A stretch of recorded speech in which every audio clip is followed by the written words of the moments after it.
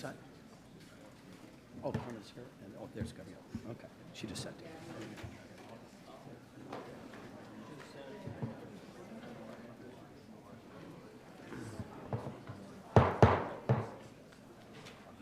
Good evening. Welcome to the regularly scheduled Oxnard City Council meeting. The City Council had closed session beginning at 4:30 p.m. and will ask the City Attorney to make any announcements if necessary. Thank you, Mayor. So in closed session, the council considered initiation of litigation in two cases. In one case, on a vote of 6-1, with Council Member Madrigal voting no and all others voting yes, the council has directed the city attorney to initiate an action. The action, the defendants, and the other particulars shall, once unsealed, be disclosed to any person upon inquiry, unless to do so would jeopardize the city's ability to effectuate service of process on one or more unserved parties, or that to do so would jeopardize its ability to conclude existing settlement negotiations to its advantage. On the second matter, the City Council unanimously approved directing the City Attorney to seek appellate review of an action by the Department of Finance related to disposition of loan repayment proceeds. And more information will be available once that matter has been filed. Thank you very much. And we'll have the City Clerk take the roll, please. Councilwoman Basua? Here. Councilmember Lopez? Here. Councilman McDonald? Here. Councilmember Madrigal? Here. Councilmember Perello? Mayor Pro Tem Ramirez? Here. Mayor Flynn? Here. Mayor, we have a quorum, and the agenda for this meeting was posted in the City Hall kiosk on Thursday, October 3rd, with an amendment posted on Thursday, October 10th. Thank you very much. The first notice is, and this is for those that were not present at the beginning of closed session, Councilwoman Basua is joining us via teleconference at the Westgate Hotel, which is on 2nd Avenue in San Diego. So she's present now, and she was present for a closed session via teleconference. And the second item is that there will be a agenda item removed. Ms. Golden? Yes, your public hearing item scheduled for tonight, which is the adoption of the new California Building Code standards, will be removed and rescheduled for your November 5th meeting. Thank you very much. And as the tradition is in the Oxnard City Council, when we stand for a pledge to the nation, it is always followed by a moment of silence. Rise, please.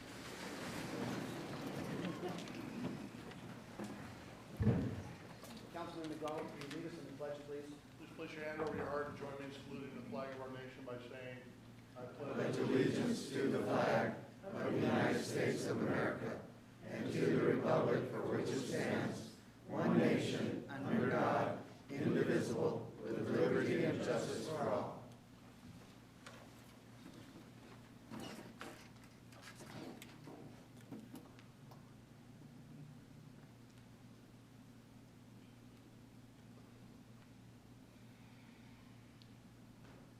With the exception With the exception of the city council, be seated, please.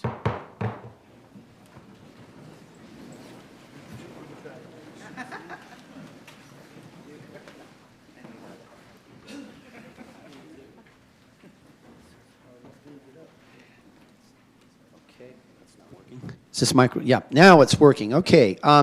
We do have one ceremonial item this evening, and what I'd like to do is, first and foremost, say that it is a proclamation on Domestic Violence Awareness Month, which is October 2019.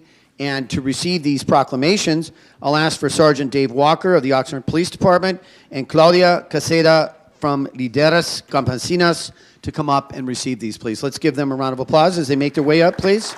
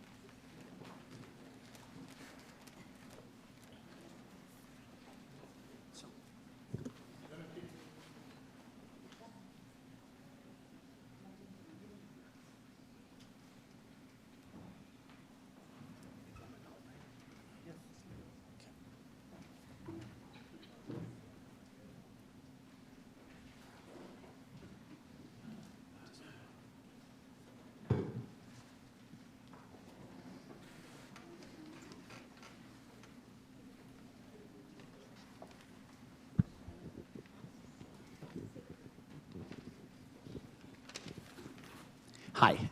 Okay, so we have everyone up here, and this, after all, is a ceremonial item, and it's about a proclamation regarding Domestic Violence Awareness Month, October 2019. And what we'll do before we issue these proclamations is we'll ask Sergeant Dave Walker to make a few comments, please, and anyone else that's part of our ceremony. Sergeant Walker. Thank you, Mr. Mayor.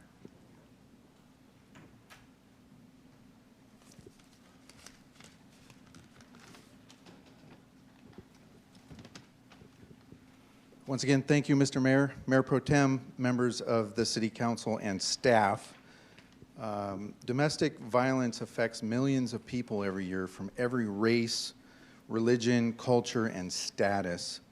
Statistics show that nearly 3 out of 4 Americans personally know of someone who is or has been a victim of domestic violence. As a result of this, the Oxnard Police Department is very committed to reducing the presence of domestic violence within our community, and this proclamation is greatly appreciated, and it represents the support of our city government towards this worthy cause. Domestic violence, education, awareness, accountability, and prevention has always been a key focus for the Oxnard Police Department. Our partnerships with local agencies, nonprofit organizations, and community groups have had an impact in addressing this very important issue. These strategies have proven to be effective. I am happy to announce that since 2014, the number of physical domestic violence incidents reported annually has been reduced by approximately 38%. It is our hope that we can continue this trend in the years to come. Let's all support the many survivors and speak out against domestic violence, not just this month, but always. Together, we can break the silence and we can end the violence. Thank you again.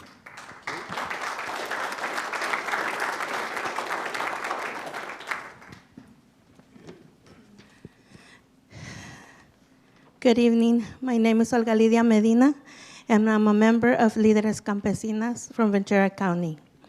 Thank you for the opportunity that you're giving us today. And thank you for this proclamation. I want to mention the International Rural Women's Day today, October 15th. And I will be sharing a poem. And then you will understand our aprons that represent our women that are victims of domestic violence.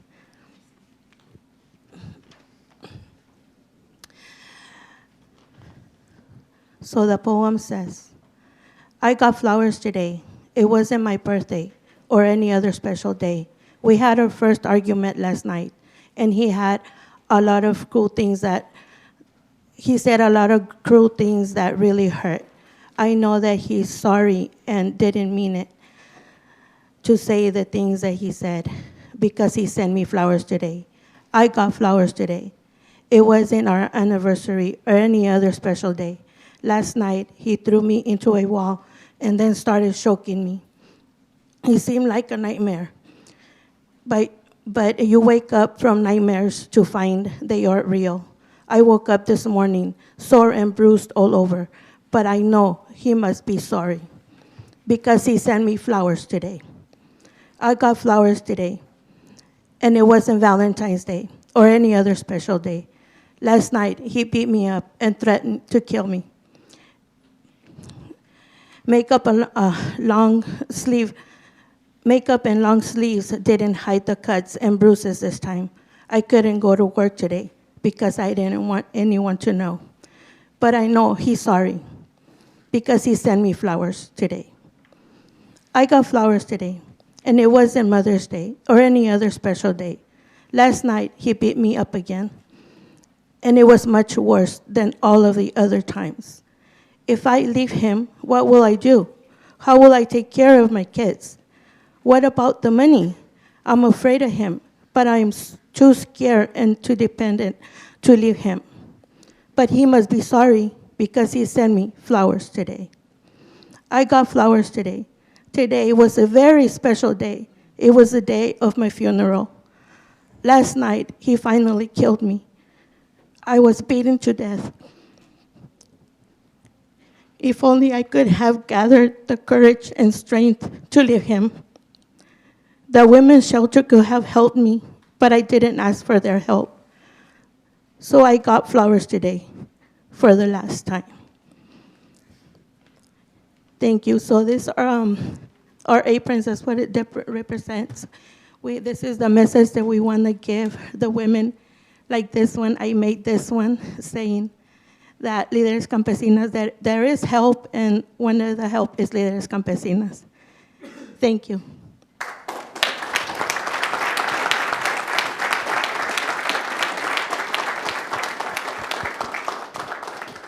So I have here a proclamation, and again, this is Domestic Violence Awareness Month.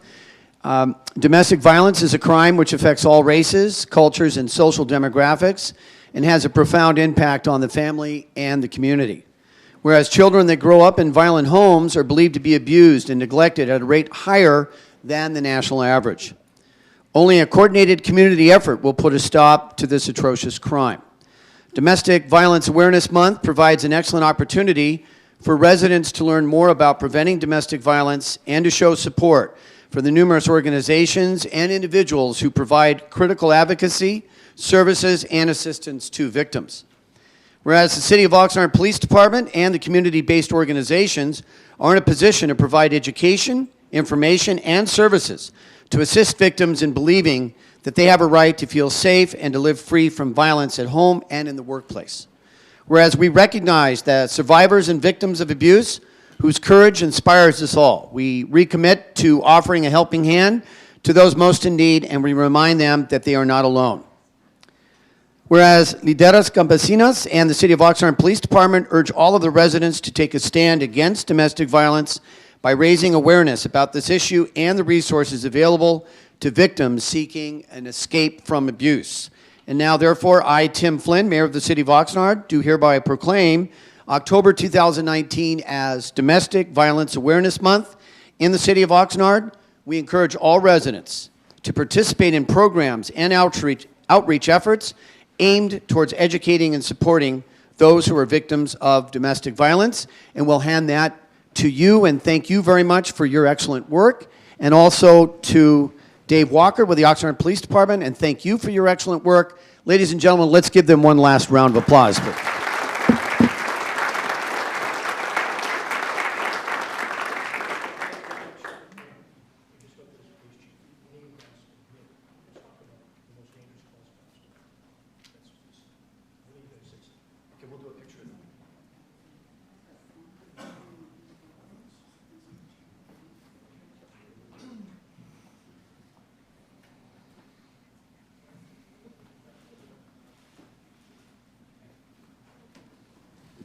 So there's been a quick request by Councilman Perello to just have Officer Walker address the calls that the Oxnard Police Department goes on regarding domestic violence.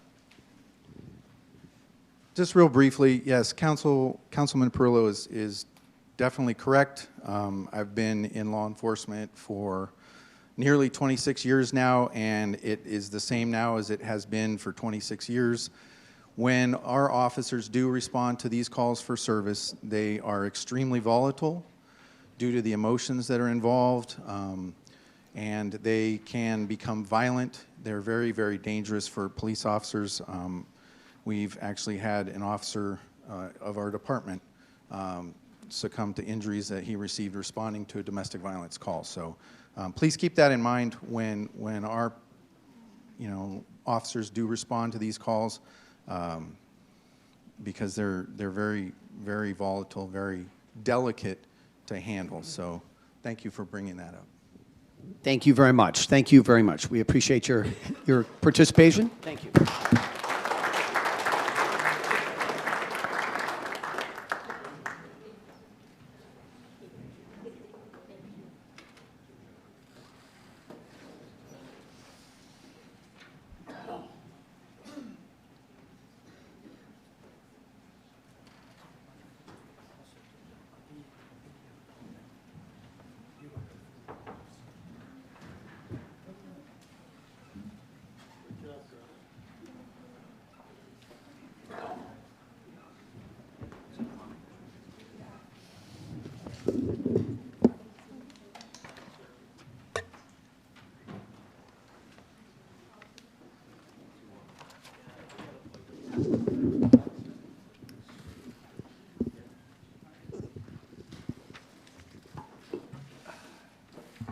Very well. So for those following the agenda, we're on page 2. And now we, after the ceremonial item, which is at the top of the page, item E, we're now on item F, public comments on items not on the agenda. At this time, the legislative body will consider public comments for a maximum of 30 minutes. A person may address the legislative body only on matters not appearing on the agenda and within the subject matter jurisdiction of the legislative body. Speaker cards will not be accepted after the beginning of the general public comment period. Based on the number of speaker cards submitted, the presiding officer may impose time limits per speaker. Typically, speakers are limited to 3 minutes, but shorter times may be established as deemed necessary. A person not able to address the legislative body at this time because the 30 minutes expires may do so just prior to the adjournment of the meeting. The legislative body cannot enter into a detailed discussion or take any action on any items presented during public comments at this time. Such items may only be referred to the city manager for administrative action or scheduled on a subsequent agenda for discussion. And so now we'll take a quick look at the number of speakers. And while we're getting that up here, we want to make sure, okay, so we have, as I said, we have a 30-minute time period, and I want to make sure that everyone here in this audience that desires to speak under this item, which are items that are not on the agenda, so you have something else to speak about or talk about that's not on the agenda, could you raise your hand now, please, so I can find out? No, I'm talking about people who have not submitted a speaker card. So if you have not yet submitted a speaker card, because at this point we're going to cut it off and not accept speaker cards for items not on the agenda. All right, we have one additional speaker. And with the number of speakers that we have, we'll allow 2 minutes per speaker. So that's 2 minutes. You don't have to use the whole 2 minutes, but you will be given a maximum of 2 minutes. I'll call up the speakers in the order in which their speaker cards were submitted. And the very first speaker is Walter Hagedorn, to be followed by Robert Murphy, please. Good evening. I wanted to speak about the short-term rental ordinance that's coming up in a few weeks. 2 weeks ago, the 9th District Court of Appeal upheld the short-term rental ordinance of the City of Santa Monica, and the importance of this case cannot be underestimated. The Santa Monica ordinance only allowed homestays. Homestays are an establishment where the owner who is present during the rental can rent rooms to the public for a period of less than 30 days. A STR owner sued the city. One of their arguments was that the city ordinance violated the rights of travelers to access residential neighborhoods. To this, the court said no. First, the court stated that the traveler has accommodation options other than vacation rentals. Secondly, and more importantly, the court stated that the traveler wanted to access residential neighborhoods, they could purchase the property and reside there. Essentially, the court acknowledged the right of cities to enforce their residential zoning codes.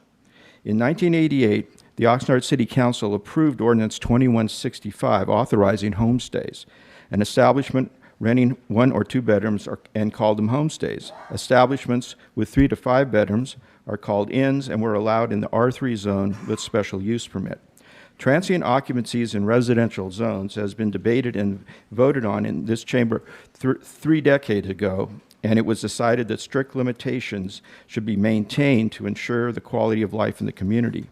Homestays and inns were limited to historical significant buildings in the Wilson neighborhood. The Planning Commission was authorized to approve these establishments in other areas of the city if a structure was considered to have significant features. This is the second time this year the federal court has upheld Santa Monica's right to enforce their zoning code and allow homestays while banning other short-term vacation rentals. Santa Monica, realizing the threat of STRs posed to their city, have taken on the forces of Airbnb. Thank you very much. Robert Murphy, please, to be followed by Ben D. Beneto, please. Good evening, ladies and gentlemen. Robert Murphy, Oxnard Shores Neighborhood Council and Community Association. I speak to you as a private person tonight, not representing those groups. Tonight, I ask the City Council to direct the staff to reconsider Oxnard's short-term rental ordinance and cite the ruling of the Ninth Circuit Appeals Court upholding Santa Monica's ordinances in the forthcoming STR introductory recitals. Please have staff refer to the Ninth Circuit ruling in those upcoming recitals for the upcoming regulations. If you read the LA Times editorial this morning regarding the ruling, you'll learn that the ordinance only allows primary homeowners to rent out their homes as homestays. In LA County, primary homeowners who reside in their homes for at least 6 months of the year and whose home is their permanent residence are the only owners to be permitted for short-term rental operator permits. Santa Monica, less than 30 days, homestays only. LA County, less than 30 days, permanent resident homeowners and homestays only. More and more, this is becoming the answer to the STR problem as cities face the degradation of residential neighborhoods and the disappearance of citywide housing stock by STRs. Primary homeowners / voters have interest in a local community that travelers do not. Only 30 seconds left. Okay. The Santa Monica laws and LA laws are intended to deter people from buying second homes and running them like hotels, a practice that exacerbates the housing crisis. You want fewer homes available for people to rent, for residents to rent? Turn housing stock into STRs. It's unfortunate that the recitals in the current draft do not express the same desire to protect all of Oxnard's residents. Hopefully, this new court ruling will allow the city to re-examine its priorities. Thank you so much. Thank you very much. Good evening. The next speaker, Ben D. Benedetto. D. Followed by Deirdre Frank, please. Good evening, Mayor Flynn, council members. Thank you for the opportunity to speak. I, too, want to talk to you very briefly about the STR situation. The article, editorial that Robert spoke about just before me is here, and I think it's been submitted to you.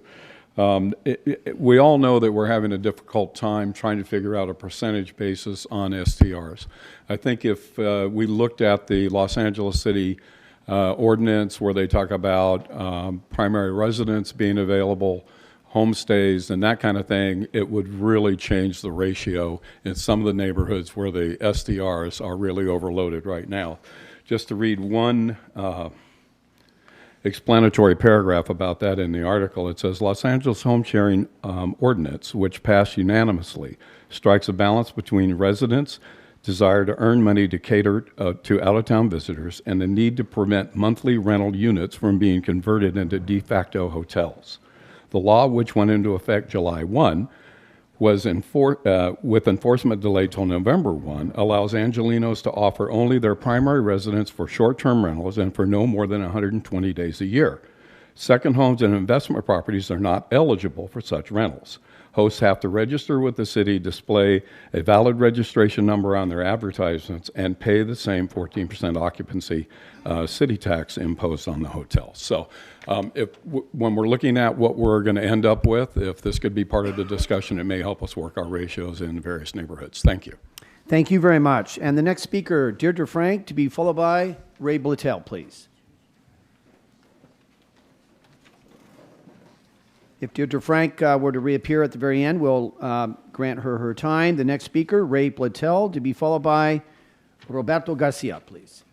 Good evening. Thank you. First, I'd like to apologize for the email I sent last week. I thought the city council meeting was last week. I'm sorry for the confusion. But I'm here tonight to tell you I'm currently working with the CFO on the most recent employee MOU and resolution. And we've had 2 meetings thus far, and we need some more because there's still some discrepancies that we need to work out. But using data I just received just yesterday, the actual cost, the total cumulative cost to the public will be $1.66 million greater than the cumulative value presented to you by the city staff a couple of weeks ago. Why is this? That's because you just can't add the labor costing methodology values to reach a sum, and I will explain that to the CFO in our next meeting. I realize you've already approved some of the agreements, and it won't make a difference, but I just want you to know and the public to know it's going to cost $1.66 million more over the term of those, the MOU and the resolution. Thank you very much. Thank you very much. And just we'll ask one more time, is Deirdre Frank here?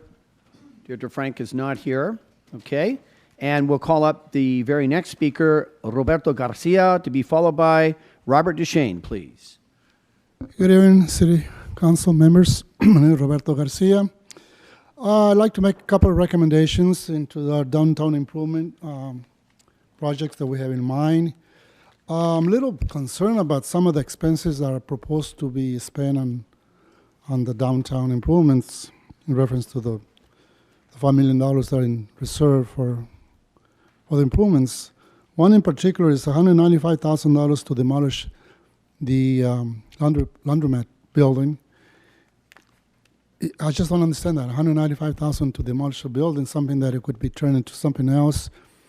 I don't know, something else that it can not spend that kind of money. You bought a building, now you're going to demolish it, so it's quite a bit of expense on that one particular building. I would like to make some recommendations on that. $400,000 for ambassadors for the downtown a year. So that's about approximately talking about $2 million expenses on the $5 million that it was promised for the improvement of downtown. Nothing was said about the downtown improvements, any signs, facades, any capital improvements for downtown, nothing like that. I would like to have the manager to invite us to have a meeting with the directors and our organization, the Downtown Management District, to work together on these ideas and make some recommendations. We are the owners of the downtown businesses. We need to be heard by the different departments in the city. That's my recommendation. I had called the code enforcement about 3 weeks. I had no response, not even a phone call. I acknowledge your call. I called Mr. Lambert 2 weeks ago. There's no response. To me, that's a lack of interest in our downtown.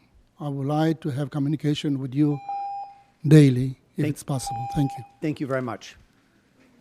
The very next speaker, Robert Duchesne, to be followed by Jill Van Zeebroek. Thank you, City Council. Although Rosenblatt had nothing to do with the authority of the California Coastal Commission, it did give wide basis for city council ordinances banning STRs. The court noted vacation rentals are detrimental to the community's welfare and are prohibited by local law, and the presence of such visitors within the city's residential neighborhoods can sometimes disrupt the quietude and residential character of the neighborhood. City staff has stressed the role of the Coastal Commission in approval of the city ordinance regulating STRs in the coastal zone, yet the Coastal Commission did not interplead in Rosenblatt, although the League of Cities, which Oxnard is a member, did file an amicus brief, and I'm going to leave a copy. All of you should read it. I have watched homeowners give riveting testimony as to the harm caused by to the quiet enjoyment of their residential property. I've also watched city staff do backflips to not limit STR density, noise, or public nuisance caused by short-term renters. So I ask you, I plead with you, give the city of Oxnard the same protections residents of Santa Monica have and ban short-term rentals with homestay exception. All of us can live with that. The city of Oxnard can live with that. The colony and our neighbors like Mandalay Shores are damaged every weekend by short-term nuisances. The colony is a senior community that maintains at its cost its own roads, landscaping, and facilities at a cost of over $7 million a year of assessments to mainly retired community. It controls use by CCNRs, which has banned STRs over 30 years. No matter what the legislature doubles down by the harm applying this anti-resident ordinance to the colony. Thank you. On behalf of the colony, I'll leave a copy of this with the city attorney. All right. Thank you very much. Jill Van Zebroek, to be followed by Cruz Castillo, please. Sade.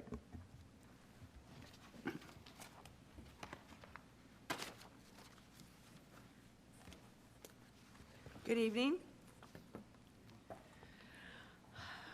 I first wanted to ask if you knew when, in fact, you were going to be voting on the short-term rental ordinance. Do you have a meeting date on that? It's currently scheduled for the November 5th meeting. Okay, thank you. So I'm just here to remind you, if you don't take the pleadings of all the people here that are asking you to follow the city of Santa Monica and prohibit them completely, that I'm here to remind you that when I was here 2 weeks ago, we provided you with a motion recommended by the mayor and Councilman Madrigal from the Housing and Economic Development Committee to be considered, which would give you safe harbor to exclude specific homeowners associations that meet this four-prong test, that the associations are the property that is being requested for a short-term rental be in a deed-restricted community, that it have private roads, that the CCNRs were recorded prior to December 31st of 2016, and that the CCNRs already contained rental restrictions that were recorded as part of public notice. So if you look at many of the community associations in the area, the Colony at Mandalay Beach is the only association that meets that four-prong test. The other associations do not. And as part of the permit process, we would ask that you include our motion in the ordinance if you, in fact, choose to go forward with it. Thank you. Thank you very much. And the next speaker, Cruz Castillo Sade, to be followed by Jack Villa, please. Good evening. My name is Chris Manuel Castillo Chávez. I'm sorry not in suit and tie. Good evening, ladies and gentlemen. I would just like to propose maybe something that I've been an Oxnard resident for a long time. I do own a couple football teams, and I would like to see if I can maybe propose a football stadium here, meaning I do own and I have paperwork that I can get showing that I do own the Denver Broncos and Pittsburgh Steelers. And I would like to bring them down here to Oxnard, keep them here, and like the Dallas Cowboys, I do have a couple of inheritance that are going to be coming my way, but I just got to like they say, get my stuff together. I have my stuff together, and I know what I'm talking about. This deficit about $45 million. I can get work. We can go do the work way, or I can help out in any way. But I'm not here just to boast or just throw this language at you, meaning money. I would like just to see if I could just maybe get an insight just to, I have a place and I have a area that I think that it will work because we have in and out ways from the freeways, meaning people won't be getting tied into be coming into the stadium. and the stadium be converted from a football stadium to a soccer stadium, because I do own the America football league, and I've owned them since I was 10 years old, and I was the one that created them, and Pumas and something else. But anyway, the football team, I would like just to see if I could get some paperwork, or I'll just do that on my own, and maybe we can go that way, and maybe we can have a football team here that we can have jobs, and not just people hanging around and everything like that. But I just like to just address that tonight, and thank you very much. I appreciate your time. Thank you, sir. Jack Villa, to be followed by Nancy Koza, please.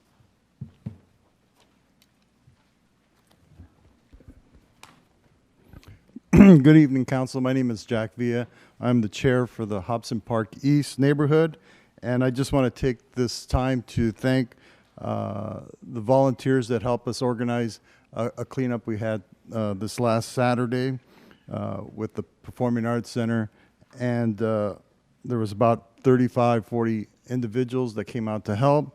Casa de Vida was one of the organizations that helped. We had students from Rio Lindo, St. Anthony's, Pacifica, and several residents from different neighborhoods. A couple of neighborhood chairs were out there to help us as well.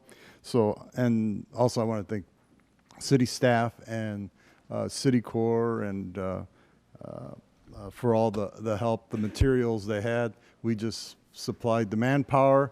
It must have been about 120 hours. So the neighborhood and kind of got fed up with the condition the Lions Park was in, and we knew the city wasn't going to put in 120 hours, and so we said we're going to do it ourselves. And and so I want to thank those individuals that came out to help. Also, I'd like to say something about the PAC. I hope I'd like to see the future operator of the Oxnard PAC be someone that's local, an operator that understands the community's diversity and provides a wide range of programming of art, music, theater, and will also work with the local neighborhoods and groups. So that's all I have. Thank you. Thank you very much. The next speaker, Nancy Koza, to be followed by Pat Brown, please.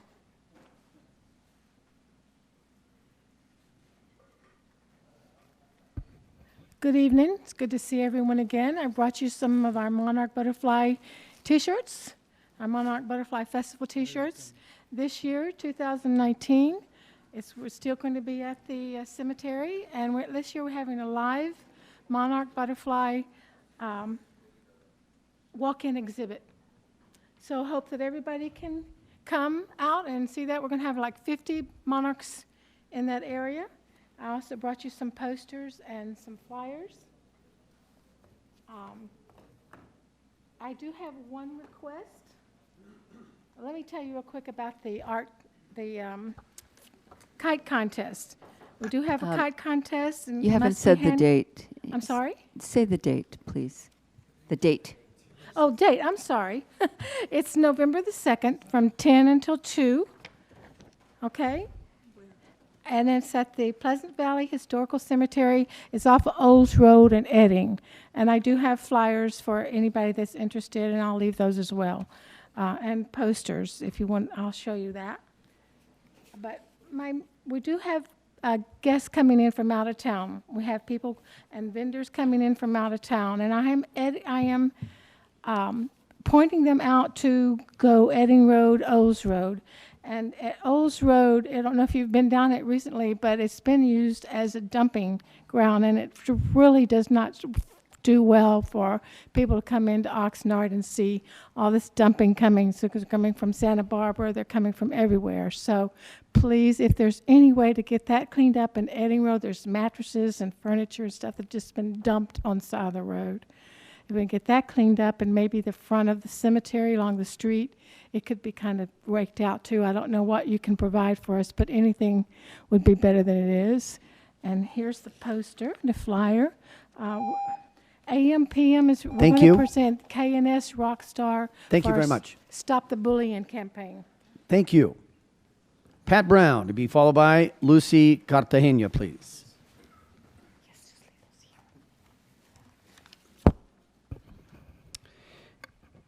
I'm going to be talking tonight about the California Building Standards Regulations, since it was taken off the topic tonight. I've been watching a lot of renovation programs on television here recently, and if you don't build by the correct standards, doesn't matter whether it's plumbing, electricity, whether you don't have enough bracing for the ceilings, whatever's, when that place is torn up so that if they find out exactly where the bones are, let me tell you, a lot of people run into big problems because the codes were not followed in the first place. So I would recommend that this be done here so that we aren't one of those cities that just bites a bullet and says, oh, go ahead, do it however you want. Well, the place may stand for a while, but it also can come collapsing down too. So, and you can have water flooding problems and electrical problems that could cause fires, all kinds of bad stuff. It's just not good at all. The second thing I wanted to say was on this deal about the rentals, short-term rentals. I've had experiences both in the United States and in England in both kinds of rentals, okay? And I would say that if you're going a distance where you don't know anything about the area that you're going to, you are much better off if you stay with a family. And the reason is because they Thank you, Ms. tell Brown. you where the best things to go to that you Thank you. won't know from the magazines and the Thank books. you, Ms. Brown. Thank you. Thank you very much. The next speaker, Lucy Cartagena, to be followed by Aaron Starr, please. Good evening. Can you hear me? Good evening. It has come to my attention that the city of Oxnard is looking towards renting the old Salvation Army thrift store on Saviors across from Hill for the armory or for a homeless shelter. I'd like that agendized. I'd like one of you guys to agendize that so that the public can comment.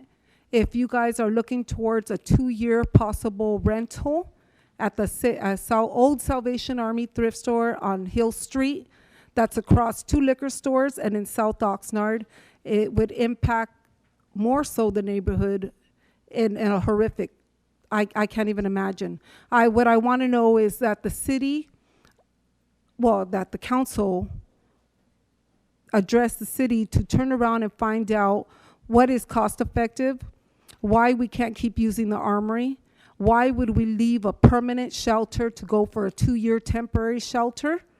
That makes no sense. That's in a high residential neighborhood with 2 liquor stores across, and there's no parking. The fire department has to go, the police has to go sometimes to the armory. Where are they gonna go there? It just does not make common sense. I know we lack it a lot because we want to pay $400,000 to a temporary ambassador program in the downtown area, which is ridiculous. And then last year, you guys want to pay $60,000 for a safe sleep program for a 90-day. I mean, something's wrong here, and you guys really need to agendize it, and the public needs to have input. We really need to know what you guys are planning to do with the homeless on a permanent basis, not a 2-year temporary. Thank you. Thank you very much. Mr. Nguyen, certainly legitimate concerns, and this is not an agendized issue. However, either you or perhaps a member of your staff might be able to respond because we do have things in the works. Very quickly, this item did go through the Homeless Commission once, and it'll, of course, come before the council. Thank you very much. 2 additional speakers. The next speaker is Aaron Starr, to be followed by Julie Pena, and that's Ms. Pena is the last speaker. Deirdre Frank reappears.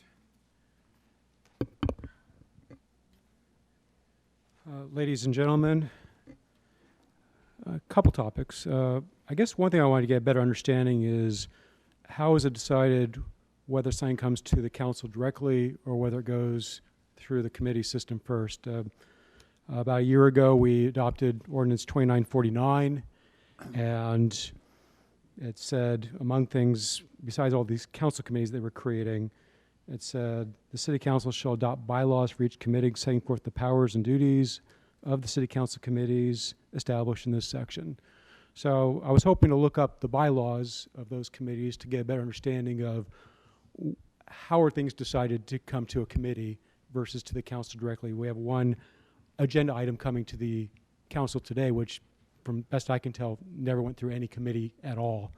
So I put in a Public Records Act request for a copy of these bylaws for these committees, and the reply I got was, there aren't any. So apparently you've adopted this ordinance that says that you're going to have these committees, you're going to follow specific rules, and you never bother to adopt them. So I guess my request for you is to basically obey your own rules, create your bylaws, and explain to the public how in the world do we know whether something is going to go to a committee first or whether it's going to go directly to the council. The second item, which is, I'll make it really short, is your whole platform that you have today for the agendas is lacking in some ways. We used to have hyperlinks where you could go to the specific agenda item and you can see what's in the packet. Instead, you have to look at the entire packet sometimes. But more importantly than that, none of the packets are available prior to 2019. They're gone. So nobody can actually look at the history and see what agenda packets were out there and get a better understanding of, well, what's happened in the past. You can only see the minutes and the agenda.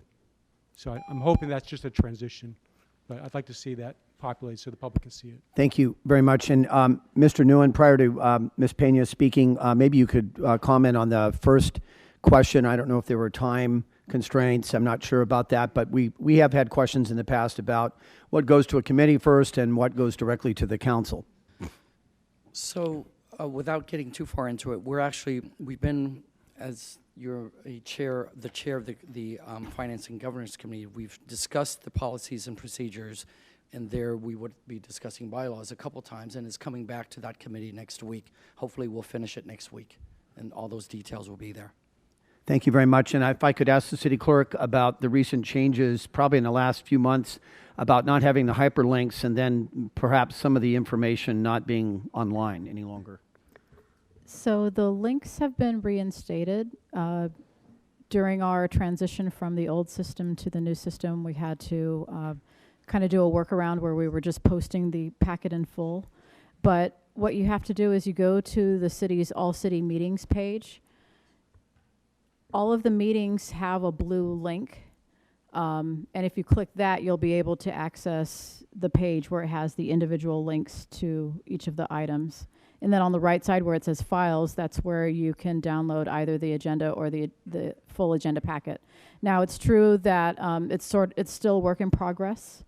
All the historical data did not copy over correctly, so we're working that out with the vendor, and then it's also going to require some additional cleanup on the staff end. But we're working on it, and any materials that you are going to need, anyone from the public needs, they can always request it of me, and I'm happy to send it to them. Thank you very much. Ms. Pena, please. Thank you. Good evening, everyone. Council, mayor, staff. My name is Julie Pena. I'm a board member of CAUSE. I'm the chairperson for the Oxnard Neighborhood Council, and I have been civically involved with this city for at least 15 years. I want to comment on what I see right now is grieving me. I grieve to see what's going on. The housing crisis and homelessness is not a coincidence. I know that it's not. The city of Los Angeles has acknowledged it. The governor of California has acknowledged it. I would like our city to acknowledge the fact that by allowing as many STRs as you would like to have, you're adding to the housing crisis. As it is, Ventura County is ranked 13th as the most expensive county to live in right now in the United States. 32,000 residents in Oxnard live in poverty. The less housing there is, the more landlords are going to gouge our residents. Any slight increase in rents are going to send these families out in the street. Now, I understand that there's vagrancy. I understand that there are some individuals that just will not accept county services. But what I'm saying is consider limiting the STRs. Let us have a variance of 300 to 500, even if it doesn't meet the 5% cap that most of us agree to. I know you're not going to ban them. I'm not asking you to ban them. I'm just asking you to consider the residents that are going to be subjected right away from the STR individuals that are going to be renting, and the rest of the city that's going to be affected. Thank you. Thank you very much. And that concludes the public comments on items not on the agenda, which is item F. And now we'll go to item G, report of the city manager. Mr. Nguyen, please. Thank you, Mr. Mayor. We actually have several quick updates tonight. So I'm going to start with asking the police chief to come to the podium.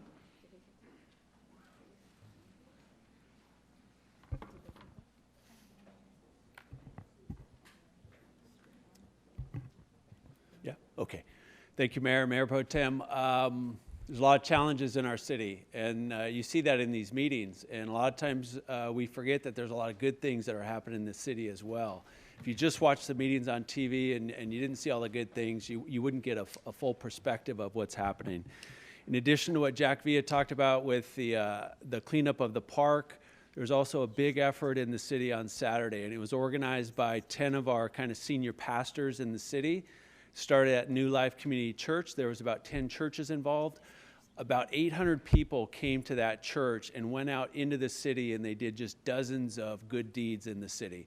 Cleaned up trash, did landscaping, graffiti removal, helped homeless people with their laundry. So they're not going to seek the attention. They don't want the thanks. They're not going to come here. But we thought it was good to, as a city, officially thank them for their work. 800 people doing good work in the city. So we wanted just to thank them. So thank you for the opportunity. Thank you, and thank you also, Chief, for your involvement. Any additional comments, Mr. Nguyen? Yes, Mr. Mayor, it seems like we have a technical problem, so I'm just going to have to do this from memory. So let's see, as I am getting older. We have a fruit tree program that was announced that we are giving away fruit trees for people, and then we had to change it because we were reminded by the citrus folks with regard to the most recent round of pests that are killing fruit trees. So we've amended the program. So I just want people to know we've amended the program. We're still giving away fruit trees there, but you just are not going to get a citrus variety, but there are other fruit trees available. So that's number one. Number two, we have the Plaza Park homeless outreach happening tomorrow morning, or tomorrow from 10 to 1 p.m. at Plaza Park, where we are going to be doing active outreach to the homeless community, and to try to work with folks, try to get them to the shelter, try to get them to a variety of services. And these are the kinds of things we need to be doing, but it's also an important thing to do ahead of the ordinance that we passed recently going into effect November 1st. Next item is on Thursday. It's the annual Great Shakeout. So remember, this Thursday, October 17, is the Great Shakeout to practice, rehearse, remind yourselves about what to do in the event of an earthquake. I believe there was a 4-point-something this morning up in the Bay Area. So again, it's Thursday morning, October 17, at 10:17 a.m. How clever, easy to remember. All right, next, we also have, given the recent tragic accidents that have occurred, we have been providing safety tips throughout, both on our website and throughout our social media channels, about being better and more responsible in terms of being drivers, being bicyclists, and being pedestrians. So you can find those safety videos on our website and at our social media pages. And then finally, I want to announce that on November 13th, it's a Wednesday evening, we were able to get the president of the Michigan Mobility Institute to come here to give a lecture. This will take place at Oxnard College.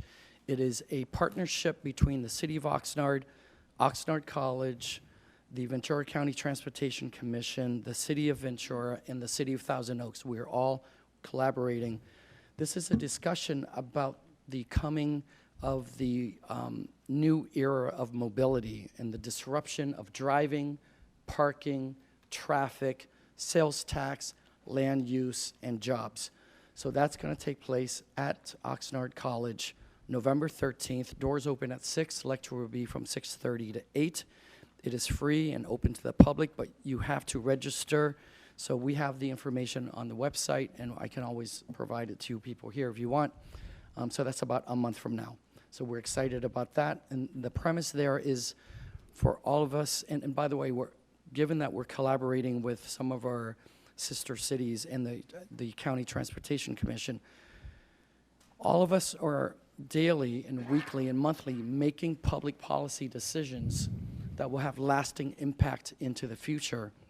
So it's important to begin to open our minds to what's actually happening in the future when it comes to mobility, driving, parking, traffic especially, but also jobs, sales tax, and land use changes as a result. So we're all looking forward to that.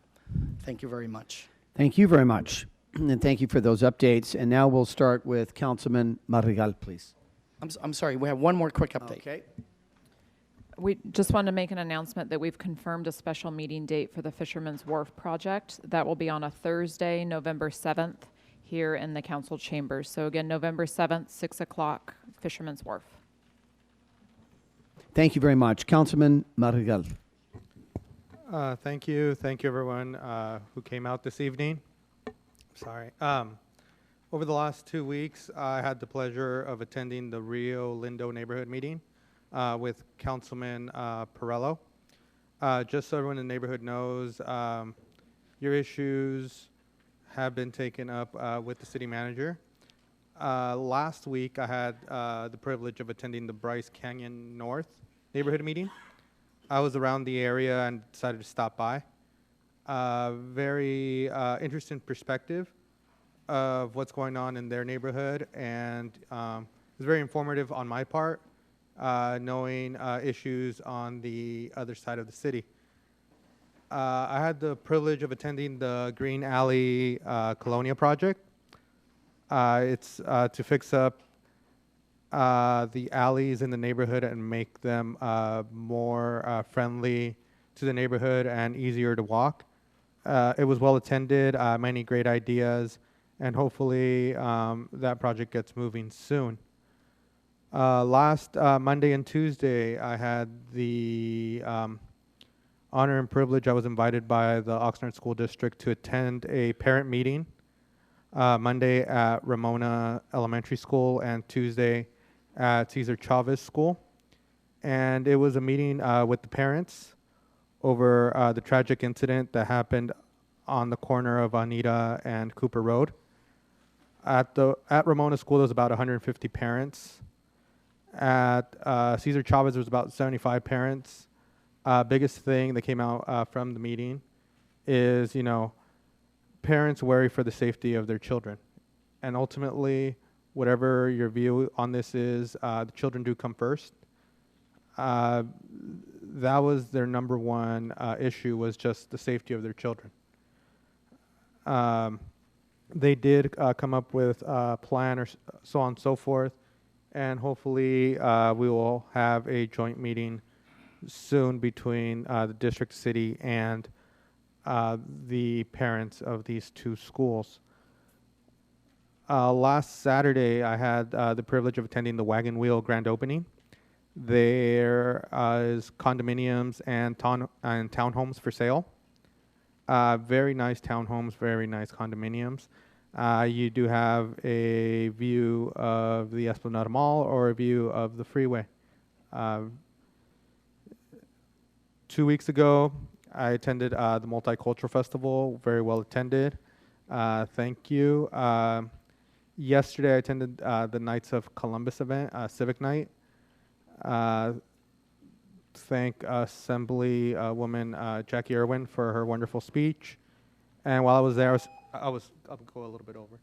When I was there, I was seated next to Councilman Perello, and I joked with him about the football game last Friday. And unfortunately, on my part, the high school in my district lost to the high school in Bert's district. So congratulations to Oxnard High School on their great win over Pacifica High School. And lastly, two last things. I am a graduate of Cal Lutheran, both for my bachelor's and master's degree. It's sad of me to say that the Cal Lutheran president is stepping down at the end of this academic year. He has served the university greatly for the last 12 years. So I want to thank President Kimball. And lastly, I want to congratulate my youngest sister as she just got her internship with Congresswoman Katie Hill. Thank you. Thank you very much. Councilwoman Basua. Thank you. I have no reportable action. Thank you very much. Mayor Pro Tem. Thank you.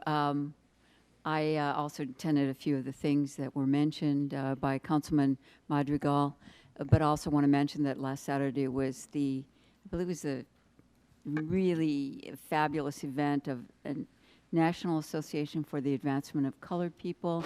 Many people were honored, and it was great to be there to recognize their important work really for all of us, securing our civil rights and not resting, because we still haven't got there to full equality for all people. Just a couple of things. I'm really, really excited about the Free Tree program, but remember, it's only for a few neighborhoods. I'm hoping that it can be expanded, and I know I've been contacted by people in other cities and certainly in other communities not eligible for the fruit trees about what about them. So I think there's tremendous interest. It'd be great for our city. We need more trees, and these can help feed people and are very healthy. So I have a number of fruit trees, and they always give too much. So we ask Food Share to come and glean them and provide the excess fruit to people who would otherwise have to buy them or go without. So fruit trees are a fabulous thing, and I think I'm very proud of this. It's a small thing, but it's going to really improve people's quality of life in at least a small way. Ms. Pena mentioned that other cities have declared a housing emergency. Our city has declared a housing crisis emergency, which we had to do to be eligible for certain funds. Unfortunately, those funds are slow to come, and when they do come, the most important thing is really housing and services, and that is not something that's so readily available, but I believe our city, our staff, is really working on it to really get a handle of the housing crisis in our state and in our city, our region. We have to have more housing of all kinds, and I do believe Oxnard has great opportunities, but Oxnard does not build housing. Private investment builds housing, so you have to make it possible for them to invest in our city, and I think it is coming. I want to just have everybody pay attention to the Regional Housing Needs Assessment. Allocation is still 1.3 million new housing units in the next 8 years for the region, and part of that is going to be Oxnard's responsibility. I, as your representative on the Regional Council for SCAG, am working to get fairness for Oxnard. While Oxnard's been doing a great job, we need to do more, and we would like other cities to also do more because jobs are there as well as in Oxnard. And just finally, working on a pedestrian safety in my role as a member of the Southern California Association of Governments. We convened a meeting a couple of, actually yesterday, with our Public Works Director and someone from our fire department, and to talk about what can the city do in the immediate term to promote pedestrian safety. And of course, really starts with the individuals who need to be look before you walk, watch out for your kids. If you're driving, be so careful about what you do because lives are at stake. Your own life is at stake. So we have a ways to go, but I think we're going to get there. Thank you. Thank you very much. Councilman McDonald. Thank you, Mr. Mayor. This last weekend was the Multicultural Festival. It was a wonderful event. There were quite a few folks there. It was a very nice turnout. I was able to attend the opening of the newest dog park. Can you hear me now? Okay. How come my mic's the only one that doesn't work very well? It's not the mustache. He thinks it muffles me.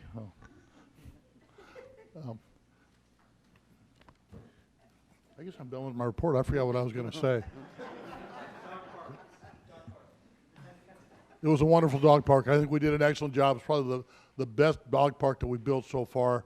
We dedicated it to a former canine that died in the line of duty, and one other dog park will be dedicated to another canine that also passed away in the line of duty. And I also tried to go to the Wagon Wheel grand opening, but it was such a phenomenally successful event, there was no parking. So I drove around for about 10 minutes and finally left, but it looked like a wonderful event. Councilmember, I'm glad you were able to get there on our behalf. So, thank you. Thank you very much. Councilman Perello. Number one, thank you for everybody that came tonight and spoke. I want to thank the City of Oxnard for reconsidering on the fruit trees with the citrus. There is a very big issue in the state of California with respect to a virus, and citrus are at risk. So limes, grapefruits, oranges, lemons, they're not going to be on the list, but there's a tremendous amount of fruit trees and choices for the residents in the city. As Councilman Madrigal and Mayor Pro Tem mentioned, there was a Knights of Columbus event. And I know that's somewhat, church-state thing, but I want to share this with you. It's one of the oldest organizations in the community.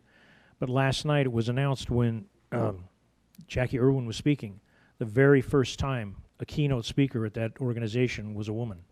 So things change, and it takes a long time, but that's a big deal. That's a very big deal. There was a question, Ms. Brown, I believe Ms. Brown brought up about building standards because it's off the agenda. Ladies and gentlemen, building standards are a big deal. And not just, doing something to your house, but if you just look at current events, what happened in New Orleans? That building, a new building, lives lost, we still don't know what's going to happen. Standards matter. The people that work in labor, organized labor, put themselves at risk, just like a lot of other people. And unfortunately, there have been a tremendous amount of locally fatalities. Pedestrians, bicycles, auto, you got to be careful. I would just like to address this part. The mayor and I serve on the Ventura County Airport Authority. The Armory and anything near the Armory where the airport overfly is at risk for being challenged for housing. That is one reason, Lucy, that's the issue. And Mr. Starr's comments with respect to the council and the committee, I agree. We need to have a little clearer, and we will be working on those bylaws. I promise you that. Again, thank you very much for those that have turned out and spoke tonight. And I could give a little information, but I will defer to Councilman Madrigal. Madrigal has a better clue on what he's going to say in a little bit. Thank you very much. And I'll go to Council Member Lopez, and then thereafter, Mayor Pro Tem has an additional remark to make. I've already called on her. I'm sorry. Bert gave me time. Okay. Oh, I'm sorry. I'm sorry. I forgot to mention this Sunday at Our Lady of Guadalupe Church from 8 a.m. to 2 p.m. There'll be free medical, vision, dental exams. Medical, vision, and dental exams. First come, first serve. If a pap smear exam or mammogram, you have to go to St. John's Hospital by this Thursday by 1 p.m. To register for that. So hopefully anyone in the community, it's free. So please go to Guadalupe Church from 8 a.m. to 2 p.m. on Sunday morning. Thank you. Thank you very much. Council Member Lopez. All right. Good evening, everyone. Thank you so much. October has definitely been a busy month, so I think we've all ran into each other as council members at one or two events the last couple of weeks. But I do want to highlight two things that I've been busy with. I visited a middle school class, or a Fremont middle school class, Miss Karen Scher's class a few weeks ago, and I think it's valuable for the rest of us to also engage in those opportunities with our local youth. And then the other piece is that I spent a couple of hours on Friday night doing a ride-along with Sergeant Brett Smith throughout our city, and I do want to extend that invitation to the rest of our council to go along with a police officer and really get to know what is happening throughout our city, but also understanding the role and the job that our police officers have. And while I won't be getting into any details of the calls, there's a lot of resources that are needed out there, and they can deal from domestic violence to stolen vehicles, and there's just a wide variety of issues. So there's a tough job that our officers have on hand, so thank you for all that you do. Thank you very much. Mayor Pro Tem. Just, I apologize. I really wanted to thank Eric Hummel, who went for the grant for the fruit trees, and I think a lot of times our staff do the work in silence and we don't acknowledge them publicly. So I want to acknowledge him. He's back there. Would you just stand up for a moment so we can see you? Thank you, Eric. Thank you.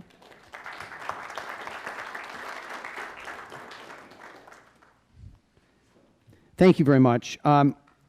The city manager, members of the council, and staff, and those members of the public listening, city manager mentioned that tomorrow there will be a resource fair from 10 a.m. to 1 p.m. at Plaza Park. Over 25 nonprofit and governmental organizations will be represented, and they anticipate over 100 homeless showing up. And I would like to just state clearly that sometimes we have here before the council individuals that make remarks along the lines are, if you offer someone that's homeless a service, that's only going to perpetuate and worsen their situation. Make no mistake about it, the purpose of this resource fair is to get people off the streets. That's the bottom line. Otherwise, it's a waste of time. Let's make it clear about it. We have 700 homeless people in the city of Oxnard, as I mentioned last week or 2 weeks ago.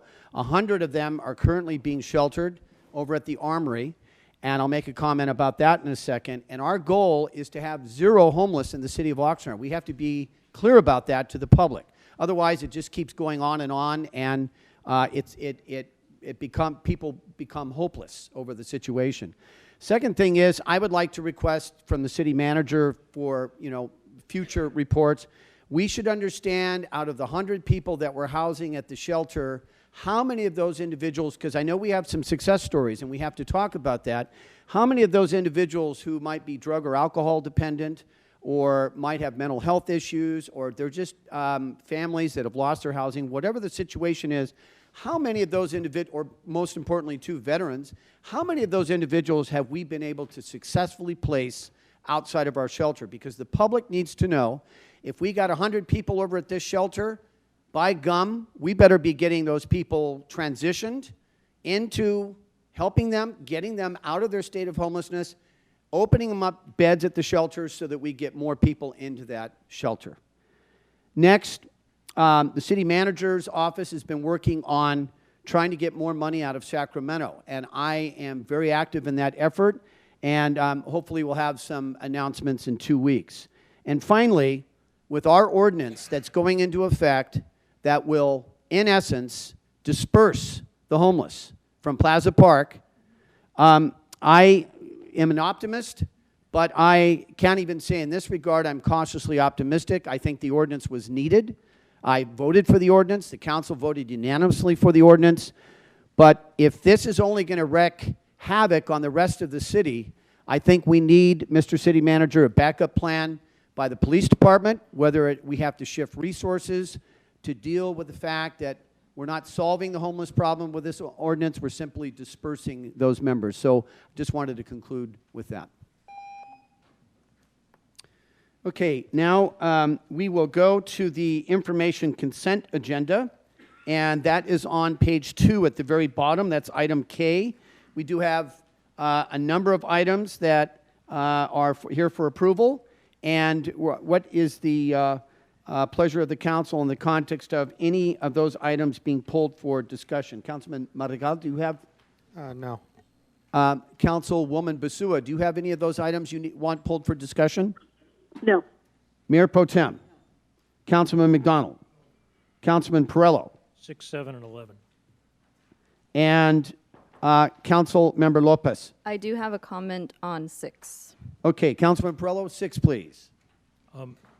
My question on this particular item, we have a large amount of money going for the apparently installation of the generators at fire stations. And when dividing it up, I would like to know if the amount of money is buying the engine or the basically $30-some thousand to install the engine. That's my question on that. So out of the $411,000 for the project, $262,400 was for the actual purchase of the generator. So the rest is for installing? It's for design and installation. Okay, thank you. Sure. Yes, Councilmember Lopez. Thank you. And sort of a comment question. With last week, we had we saw kind of everywhere in the state the potential for the public safety power shutoffs with the generators these generators that were installed. Is there any other need throughout the city that we need to be looking at doing something similar? Yes. It looks like we're going to be getting a FEMA grant for a generator in Oxnard Shores at a lift station that we have that sometimes when there's power outages that can overflow rather quickly. So we're doing that. We have grant applications in. We're crossing our fingers. We have them in for, I think, other fire stations. We have for the police station, for City Hall. So yes, we do have a need for generators, not just for those shutoffs, but if we have an earthquake or some other natural disaster, we can keep business running. Oh, and then back up for our computer systems, a generator for that. Great, thank you. Councilman Perello, item 7. On number 7, the rebuild of the engines for the gas, to burn the gas coming out of the sewage. When they're rebuilt, did they test them and did they come up to full power? Did we get what we paid for? Absolutely. Thank you. Yes. Councilman Perello, item 11. Item 11. I talked to the city manager on this and questions with respect to if he can address this. When we were in transitioning from Napa to AutoZone, there were some items that we were paying full price, and now that we're going to be able to play fleet, can you give a little explanation on that, please? Very briefly, during that interim, we didn't have a contract with AutoZone, so they were charging us regular retail. Thank you. That's my comments. Okay. And we do have one speaker, and that's Pat Brown, please.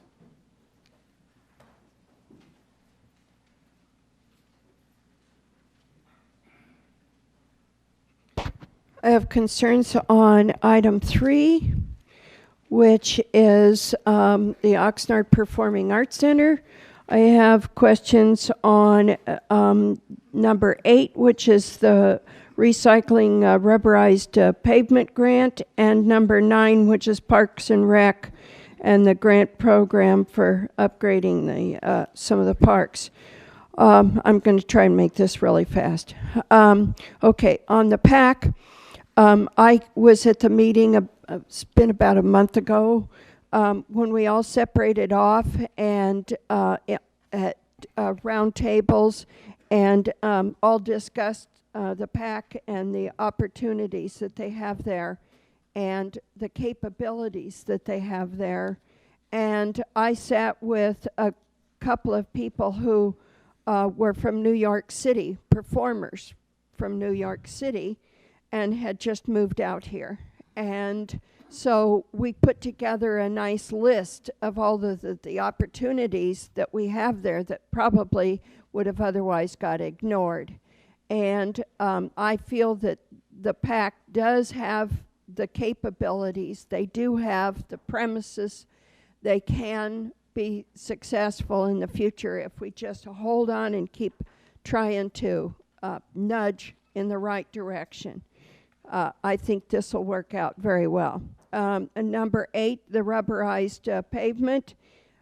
This is terrific because it's taking pavement and it's recovering it, recycling it, so to speak, and reusing, and that is a wonderful thing. And the rubberized pavement, from what I understand, works a lot better and is much stronger. So that's if it lasts longer, hey, that we're in the right direction. Parks and Rec. I went to a meeting also on the Parks and Rec. Several of them in the last month or so.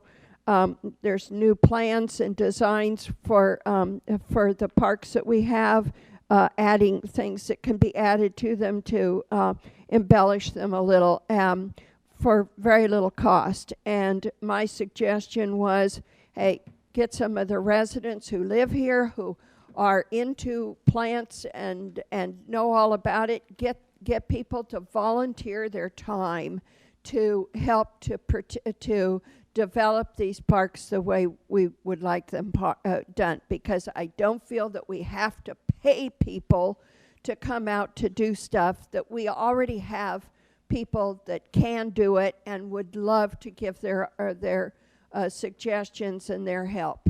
So that's my comments. Thank you. Thank you very much. And Madam City Clerk, we don't have any additional speaker cards. What's the pleasure of the council on the information consent agenda? Action. Okay.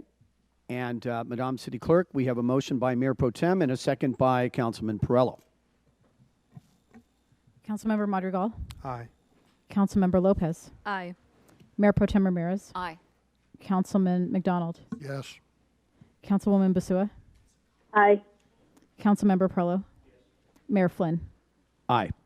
The motion carries 7-0. Thank you very much. And I will mention to my council colleagues, we now go to the last page of the agenda under reports. We have approximately 2 hours and 40 minutes of reports and 4 reports. So we're right on schedule. And if we had that item that was removed from the agenda, we would have gone over. So 2 of these items were bumped. We got to make sure we stay within the times that are allotted here. So the first item under reports, under the City Manager's Department, is subject. The Oxnard Government Accountability and Ethics Act. The recommendation is that the City Council approve a resolution placing the Oxnard Government Accountability and Ethics Act, or the Act, on the March 3rd, 2020 primary election ballot. And this item has should consist of just under an hour at 40 minutes, 45 minutes. Mr. Nguyen. Thank you, Mr. Mayor. So let me get through my presentation so we can have the conversation. So what I'm presenting to you tonight, the Oxnard Government Accountability and Ethics Act, is essentially a good government measure that we're recommending that you put on the March 2020 ballot. This is an outcome of a survey that I had conducted at the end of the summer to get a scientific feedback from our community, rather than just, licking my finger and seeing which way the wind is blowing. I wanted to get some real data. And one of the sets of issues that was resounding basically had to do with having trust in City Hall. And given the recent history here, there's good reason why people have doubt.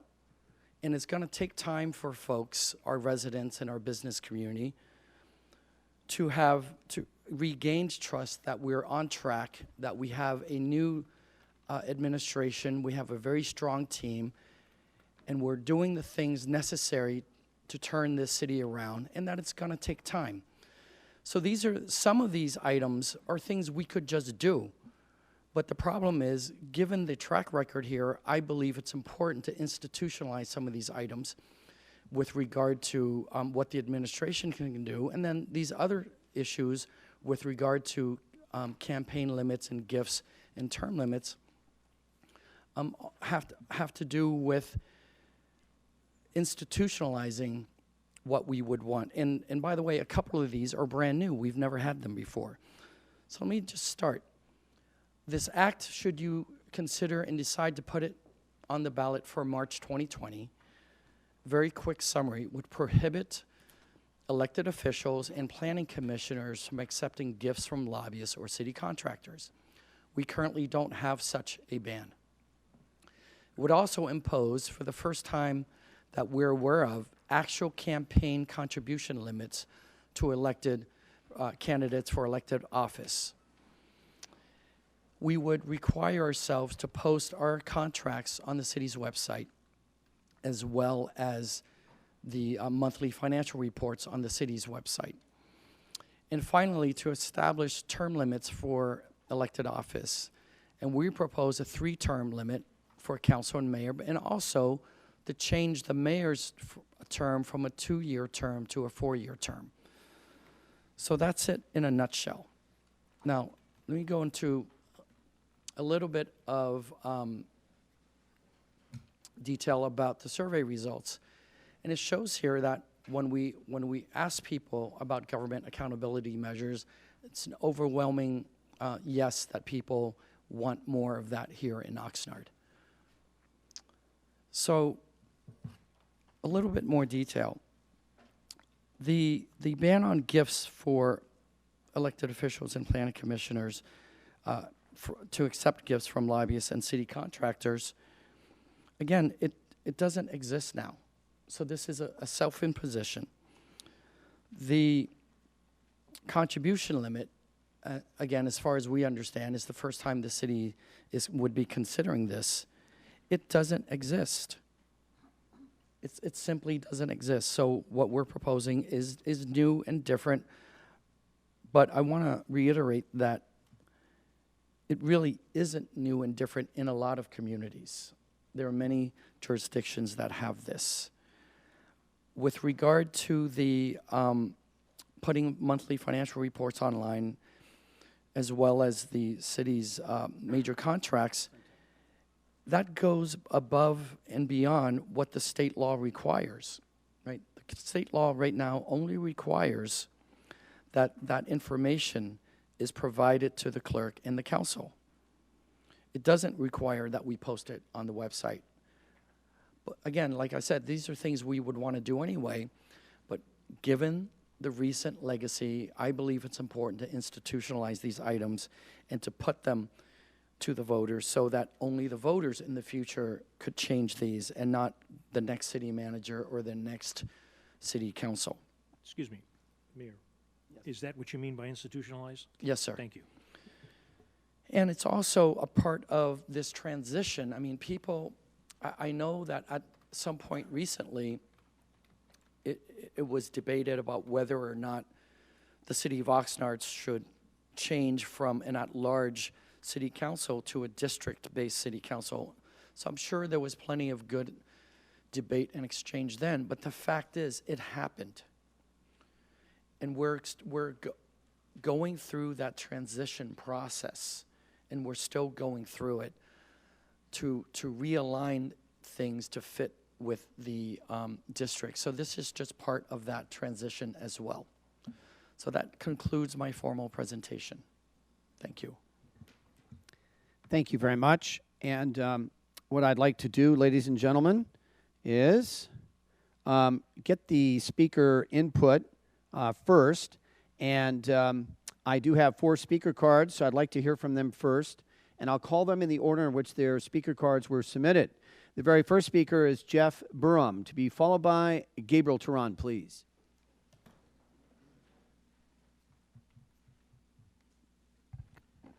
Thank you, Mr. Mayor, Mayor Pro Tem, City Council, staff. Can you hear me okay? Thank you very much, Mr. City Manager. This is long overdue. And as fiduciaries, I think it should be obvious what we should expect from our government. And we may not have city laws here, as you say, Mr. Nguyen, but there certainly are state laws and statements of conflict of interest. My question to you, all of you, is on this item M1, is there a proposed tax and sales tax increase of 1.5%? That's what I would like to know. And the reason I'm asking that is because I'm looking at the Citizens Journal editorial this morning, and it says, Oxnard is now trying to solve years of fiscal mismanagement, poor negotiations, and spending control with a huge $45 million annual sales tax increase. Without any warning and burying it deep in supplemental agenda materials, the council staff are attempting to wash away all the city's financial problems with a 1.5% sales tax increase on top of the regular CA sales tax and supplemental Oxnard Measure O 1/2 sales tax increase on top of the regular California sales tax and supplemental Oxnard Measure O 1/2 tax. If you read the 10 to 15 page agenda, you won't even see it. You must dive into the hundreds of pages of agenda supporting materials to learn from that. And that upsets me. And I noticed that in M1, it says that all of these items, if you were going to do that, would be auditable. And I'm just wondering to myself is, where are we in terms of the past audits that included hundreds of items for years? And I just don't see how we could possibly do that. Already, we have the highest gas sales tax, the highest property tax. You name it. It goes on and on and on. And my question to you is, when is it going to stop? If you really care about affordability, why don't you look at the total tax burden that is being placed on each and every taxpayer all the time? And why don't businesses come here and establish jobs? Because they don't think that it will attract business. I mean, if you were to add another 1.5% sales tax, what would that do to business here and jobs? They would simply go away, all right? Now, as far as CalPERS, I understand that you have a need, but I would like to submit to you an article from the Howard Jarvis Taxpayers Association that says that CalPERS is illegal. Thank you. Thank you very much. And the very next speaker, in order in which the cards were submitted, is Gabriel Turan, to be followed by Alicia Purcell, please. And if Mr. Gabriel Turan were to reappear, we'll call on him, Alicia Purcell, to be followed by Aaron Starr, please.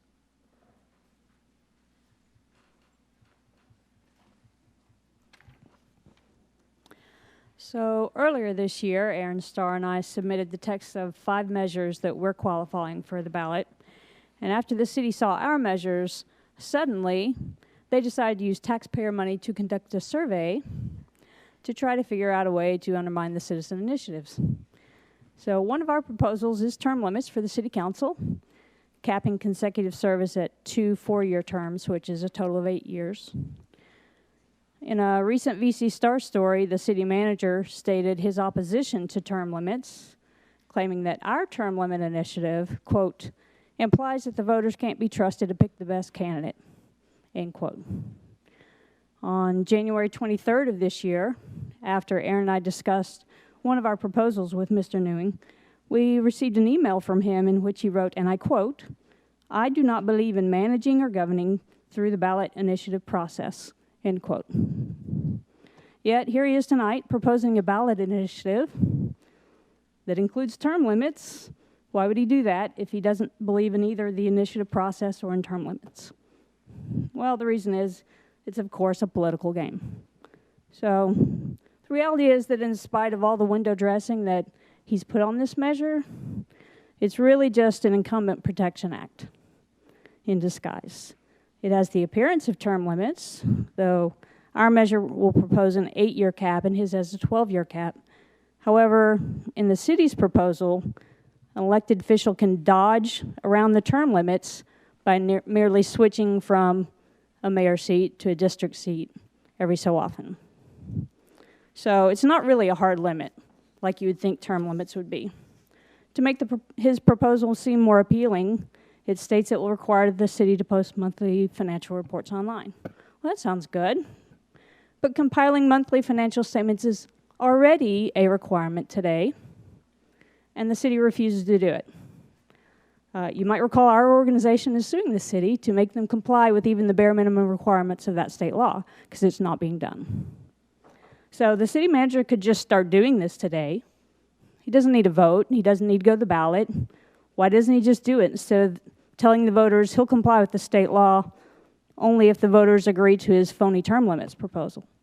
That doesn't make sense.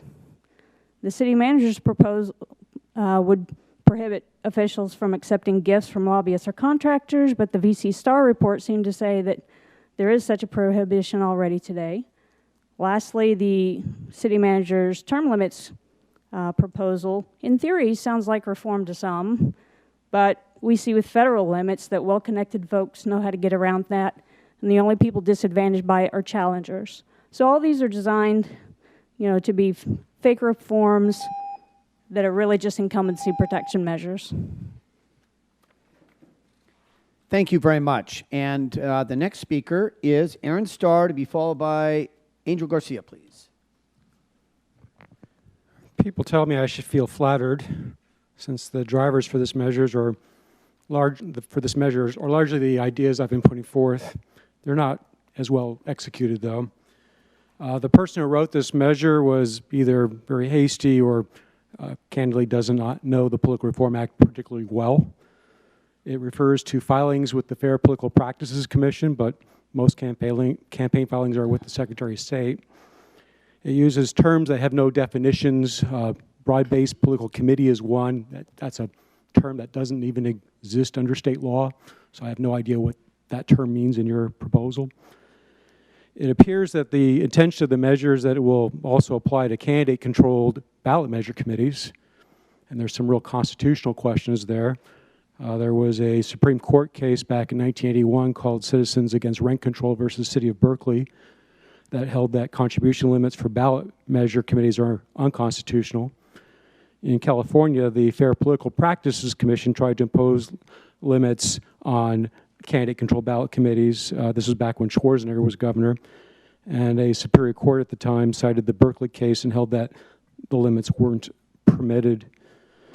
Alicia had mentioned this. I don't know whether this is a bug or a feature, but writing an initiative that allows the mayor and at least one council member to avoid the 12-year term limits you propose by occasionally swapping seats just seems like a really bad design at the very least. And some folks have suggested to me that it was intentionally put there and people wouldn't notice. Finally, the proposed ballot language that you have here is argumentative and it's prejudicial, and it appears to violate Election Code 13119. It includes all these salutary impacts. I'll read it to you. It says, to increase fiscal accountability, prevent special interest influence, political conflicts of interest, improve city ethics, governance, transparency without new city powers. State law says that you need to say, shall the measure, and stating the nature thereof, be adopted. That's it. That's what's allowed by state law. But yet you put in all these salutary impacts. It's like you're putting the thumb on the scale. Now, the measures we wrote also increase fiscal accountability and improve city ethics and governance. I guess my question is, when it comes time to put our measures on the ballot, will we have the same courtesy of all these wonderful salutary statements about the wonderful things about our measure, or will it be the dry requirements of state law?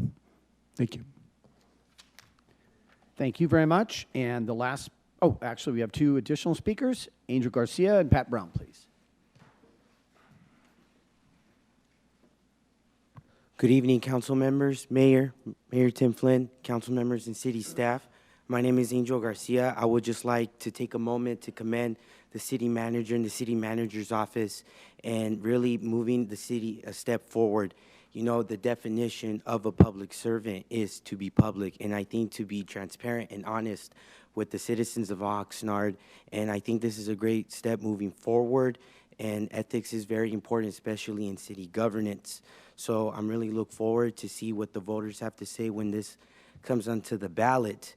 And I think that community members should be tenacious and still be giving the input to city manager and city staff and things that move forward. And hopefully we can move forward together as a community to keep the city growing and to become a better place. Thank you. Thank you very much. Pat Brown, please. Yeah, two of the items. One, limit the funding that they can raise. I think is a great idea because that brings everybody more into an equal balance. And who's running? Because one person could get a huge amount of money and then try to use it against all of their opponents. The second thing is the length of the terms. I really prefer 2-year terms to 4-year terms. And the reason is because if you get somebody in there that you don't really know all that much and they look like they're the way they talk and everything is going to be wonderful, you get them in there and then you think after 2 years, oh my God, how do we get rid of this person? They're going to ruin the city. All the crazy ideas they've got, it just isn't going to work. And eventually, the audience won't come. Nobody will come. Nobody will pay any attention. And the city council just sit here in frustration. An example is Donald Trump. Unfortunately, I grew up as a Republican, but that's just going way beyond any reality, actually. It's going to ruin the country if we let this go on.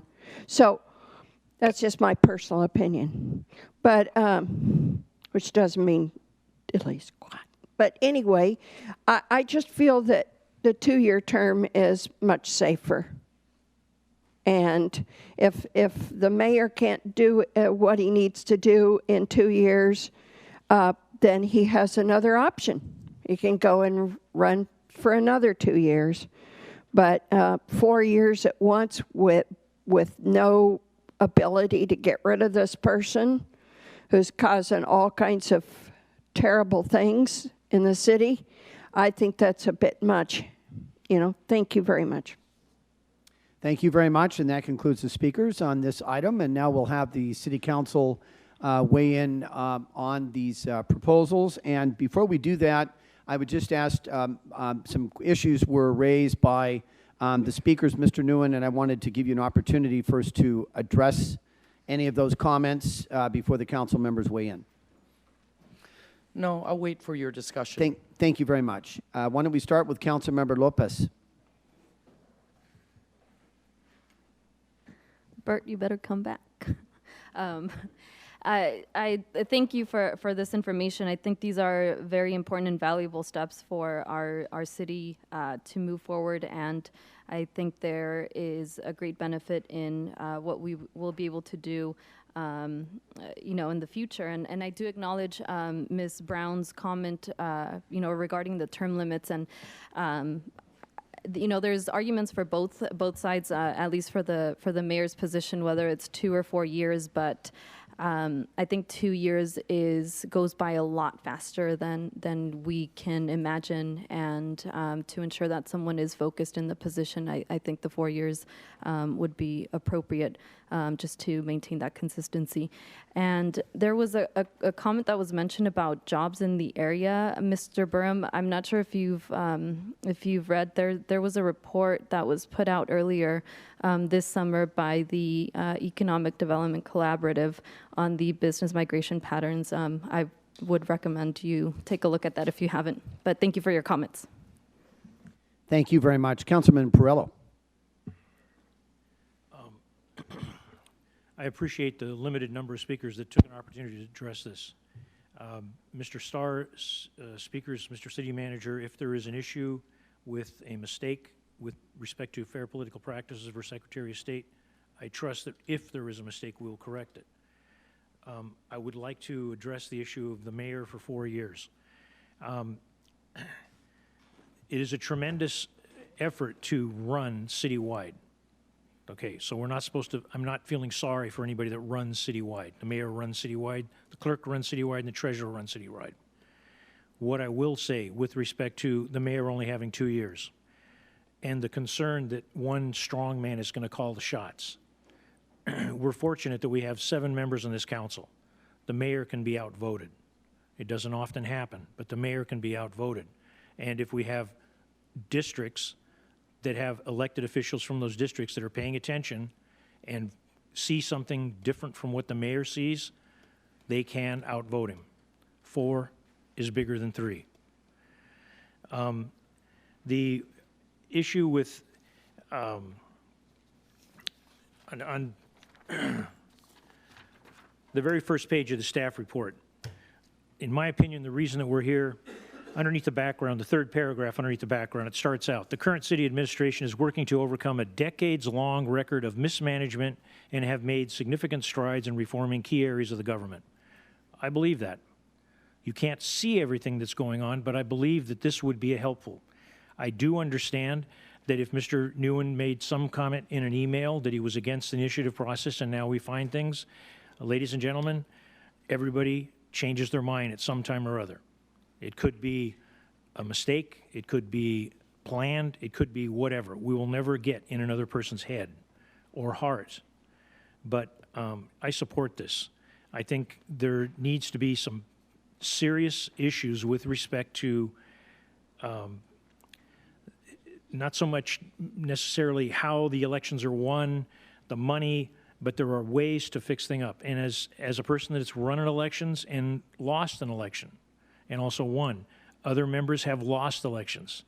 No matter what the person thinks, a council member can simply sidestep, become the mayor, and the mayor can simply sidestep and become a council. People that view that have not had an opportunity to run an election, in my opinion. In my opinion. I support this. Thank you very much. Councilman McDonald. Mayor Pro Tem. Thank you. I actually have been asking for campaign limits for quite a while, even though I have been very successful in raising a lot more from individuals than what are limited here. But I think it's necessary because literally anybody could come in and write a $10,000 check, and it has happened. And you have to wonder, what is the person buying? Of course, we have to report everything in our campaign finance disclosures, correctly so. And I think the city in the last few years has really come to grips with just becoming a more grown-up city where we're going to do things more transparently and better. So I don't have any problem with this. I think this is important. I, for a long time, was asking, I know other cities do it, why can't we do it? And of course, there's always a discussion about that terrible case, Citizens United. And I'm actually going to ask Mr. Fisher, or Mr. Rozelle, you did this work, if there's any obstacle here with Citizens United, which basically says campaign contributions are free speech by non-humans, maybe. As drafted, this ordinance complies with Citizens United. It allows speech, it allows generous campaign contributions, $500 to council members, $1,000 if it's from a PAC, and for citywide, it's $750 for individuals and $1,500 for PAC. So there is adequate speech. There's also nothing in this ordinance which would prohibit interested parties from forming a committee and running campaign ads like we've seen happen as a result of Citizens United. So that is a way to ensure that there is plenty of speech that can occur. So this meets the standards. This ordinance is consistent with state law and the federal jurisprudence at this point in time. Does it have any impact on committees not controlled by candidates? No.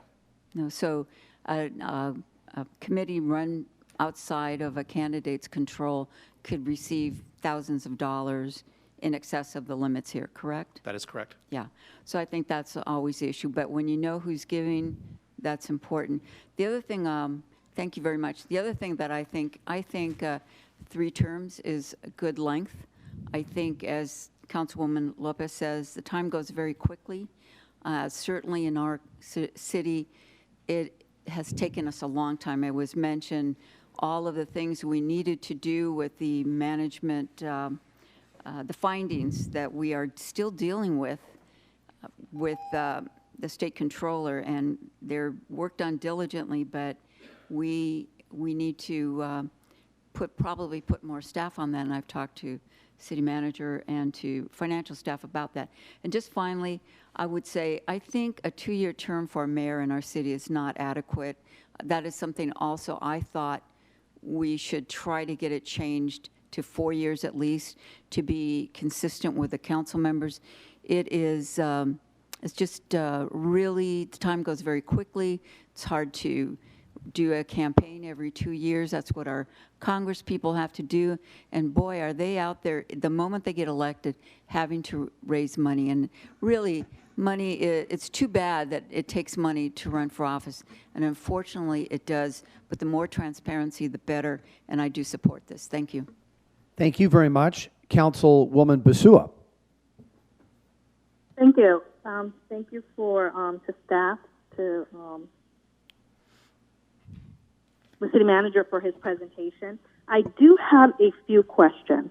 By the way, I do support this as far as the term limits and the gifts, but I do have a few questions for staff.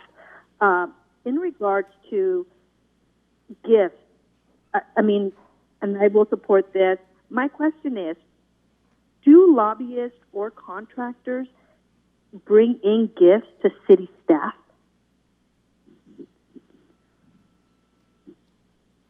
That's a question, Mr. City Manager. You said, Councilwoman, gifts to staff. Is that your question? I'm sorry, I couldn't hear that.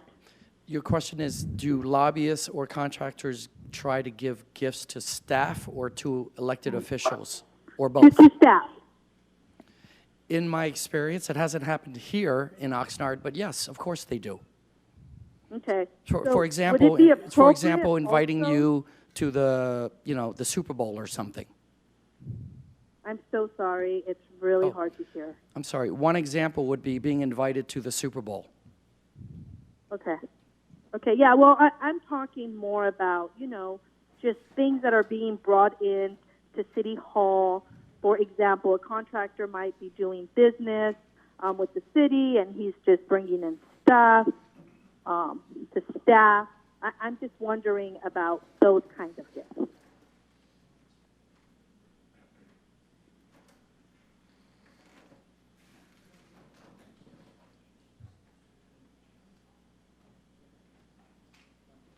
We have, council member, we have a policy against, for staff, but not for elected officials currently, that limits gifts to staff. Okay, and I'm just curious, what is that amount? At this point in time, under the existing regulations, gifts are prohibited to city employees. As the measure before you indicates, that relates to elected officials and planning commissioners. It does not relate to staff. There's existing regulations right now that prohibit staff from getting gifts from third parties. Okay, thank you. And my other question is, how much is this going to cost to put on the ballot?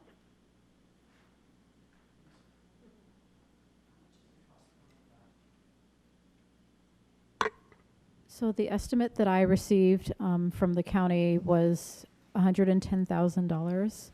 However, that was estimating an 8-page ordinance, which, I mean, different things can be done with like the font to try to, fit it better on the page or whatever. So it could be shrunken down by a page or two. Okay. And and I'm sorry, I know it was really hard to hear the city manager's report, but as far as the contracts and as far as the financials, is that something that we can do now without going to the voters and trying to save that money? Not that we shouldn't go to the voters, but I'm just being a little bit fiscally conservative. And I understand that, some other city manager can come and they can say, no, we're not doing this anymore. And do you believe this is the right way to go as far as putting these measures on the ballot? Yes, I do, and in part, again, it's based on the results of the survey, right? This was we got an important data set from across our community, and these were the things that people are actually concerned about. Okay, and so my question is, would it be possible for you to start that now? It is possible. Okay, thank you. Those are my questions. Thank you very much. Councilman Madrigal. Thank you. Couple of things. One, when it does come to mayor, you do have your pros and cons. Biggest pro about switching from a 2-year to a 4-year mayor is, you know, similar to as some of my colleagues have said, once a person gets elected, they're already campaigning on a 2-year term. And realistically, you know, it serves a purpose of holding that person accountable, but at the same time, it leads to a lot of false promises year after year, or every 2 years after every 2 years. I will do this, I will do that. And it never comes through because we're still on that 2-year cycle. Ultimately, you know, if you have 4 years, there should be no excuse as to why something that was promised was not delivered. And that is probably the biggest pro about switching over to a 4-year mayor term. As far as contributions, me probably being without checking the last election, the person who probably fundraises the least, couple of years ago, 2012 to actually be exact, me, Councilmember Perello, were in election. We both lost. We both lost to former Councilmember Padilla, Dorina. She beat us by outworking us. Nowhere did she have the money, realistically, to win the election, and she won it. So money is not necessarily the case of winning an election. Based on now that we are in districts, I think this actually hurts someone who wants to be a council member because they may not have the name recognition. Knowing where I came from, where realistically no one outside my own inner circle gave me a chance to win, maybe not even people within my own inner circle, maybe not even myself, I realized that it is difficult to raise money. So if one person sees something in you that you might not even see yourself, but they are limited to how much they can give you, I think that actually hurts a first-time candidate. And ultimately, you know, someone saw something in me a couple years ago, but you see things, and this being district-wide, realistically, you know, I would say half of the seats or half of the districts are pretty much locked into a 12-year term. You know, there are some challenges in certain districts, but for the most part, you're probably going to have about half the council members realistically be on a free reign for 12 years. So I'm actually against the second one about the contributions because I feel that it's actually unfair to a first-time candidate who may not necessarily have the name recognition or so-called experience. Thank you very much. A few comments. The former treasurer of the state of California, Jesse Unruh, once said that money was the mother's milk of politics. And I think we've seen on a national level and on a state level, and especially here locally, that money has a tremendous influence on political outcomes. And in particular, we know that special interests have oftentimes a disproportionate value that they bring to candidates. I think Councilman Madrigal is correct, however. I've always run low-budget campaigns. I've refused to accept special interest money, in particular from contractors and unions doing business with the city, which I believe personally, expressing my personal opinion, would send the wrong message to those people that have elected me. That it's been important for me to stay clear of those special interest contributions, but I can't deny the influence that they have on this process. So I certainly support an effort that will curb the influence of money in elections. It should be the qualifications of a candidate. Sometimes I feel that elections are more popularity contests than they are anything about substantive issues, and I would hope especially that those federal lawmakers and state lawmakers would take that advice, that it's not a popularity contest, it's about the issues and sticking to the issues and offering alternatives on what your vision is for the future of the country, the state, or local government. But I support these financial limits. Term limits. Term limits were instituted or ushered in the state of California about 2 decades ago, and the main purpose of those term limits particularly targeted the former Speaker of the House, who was one of the most famous, and some would say infamous, but one of the most famous ever, and that was Willie Brown. And the goal was that Willie Brown would never get turned out of office unless there were term limits. So I think the term limits actually were more designed to get rid of Willie Brown than they were about really instituting real reform in government. And I would ask the people right now, does anyone here think that's what's going on in Sacramento today is any more effective with term limits than without them? I mean, just ask yourself that question. And I'll let you reach your own conclusion. I definitely have my perspective on that. As far as the 2-year term for mayor versus the 4-year term, I did not put Mr. Nguyen up to put that on the ballot.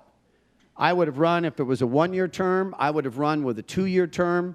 I'd run with a 4-year term, and for me, it's a pleasure to serve. So without weighing in on that specifically, I would just say that it's, for me, I'm humbled to be elected mayor, and I've run every 2 years, and it's a difficult endeavor, but it builds character. So I would just say that I'm happy that the city manager has brought these reforms forward.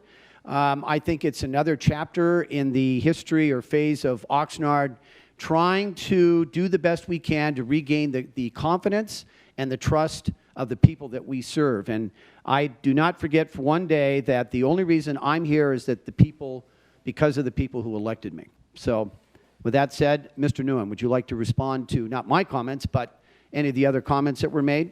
Councilman Perillo. I would like to address this. I believe I heard Councilmember Basua ask if we could just put this into play right now. And I believe that I heard the city manager say that we could if we wanted to. But I would like to bring to your attention. Not the entire package. Correct. Okay. But I thank you for that clarification. I would like to bring to the council's attention and the public that's taken the time to listen here. I serve in the Ventura Regional Sanitation District, and there are often times when we have the lawyers and the general managers and staff talking, and board members will ask questions, and they don't seem to get the answer that they were looking for, or they don't understand the answers that are continually repeated, one time after another after another. That organization is extremely fortunate that they've got a new chief financial officer, and she is she's really good. And one of the comments that she made at a meeting when this was going and multiple directors were asking questions, she said, I'll put this in simple language for the common people. That's not an insult. That's not a shot. That's not degrading anybody. That's trying to make it so that everybody understands what's coming out of the mouth of the person that's given an answer. I asked a bit earlier when the city manager meant institutionalize. He said it multiple times. I need a simple language for the common person to understand what institutional. I asked, and the city manager agreed. My understanding of doing it so we institutionalize and taking the action that we are potentially going to take is so that the next council can't just overturn what the voters have agreed. And if I'm wrong, please, city manager, correct me, because I think that the public needs to hear from your mouth or the city attorney's mouth exactly what it is, because this will not go to bed tonight. This will be talked about. I've already gotten information from people that are raising hell about Measure M and what we did there and everything else. This will not go away. And I think it is time for our city. We are very talented to have the quality of people that we have working here. But there comes a time when simple language for the common man and woman is important. Thank you. Those are my only comments. Thank you. Mr. Nguyen, I forgot, I just have a few questions, and maybe it's for the city attorney. So I guess since July of 2011, initiative measures only statewide can be on general election ballots. So there's no restriction on us doing a primary election ballot? No, there's not. I see. And the other thing I wanted to mention is if the ordinance, well, obviously, we're placing, Mr. Nguyen, this on the ballot rather than just enacting an ordinance. That's to give the voters a choice. Is that correct, just to make that clear? For most of it, you would have to put it before the voters to change the terms. Correct? Like, we can't change your framework of elected officials by ordinance only. Right. But I mean, I guess what I'm also trying to get at here is that the objective here isn't for the city council to approve this right here. This is for the city council to agree to place this on the ballot.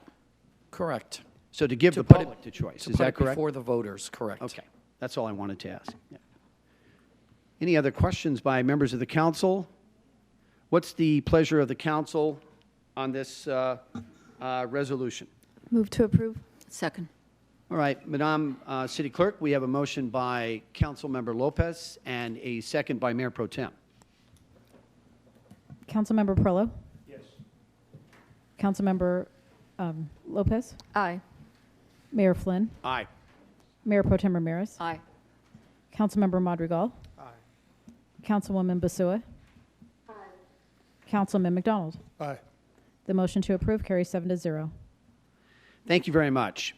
And now we'll go to item 2 under the Public Works Department. That's an update on the lease and operating agreement with the Oxnard Historic Farm Park Foundation. The recommendation is that the City Council consider selling the Farm Museum.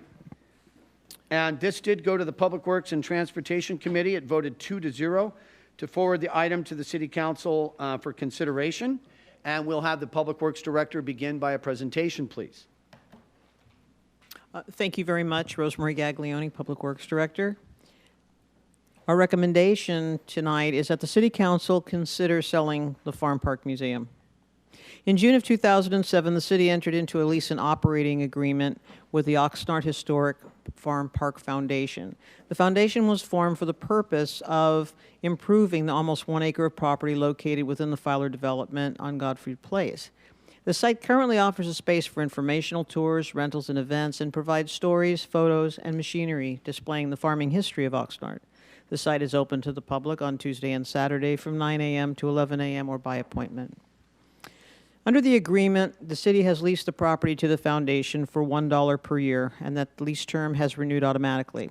Per the agreement, the foundation shall donate funds raised to the city, which would pay for projects in the master plan.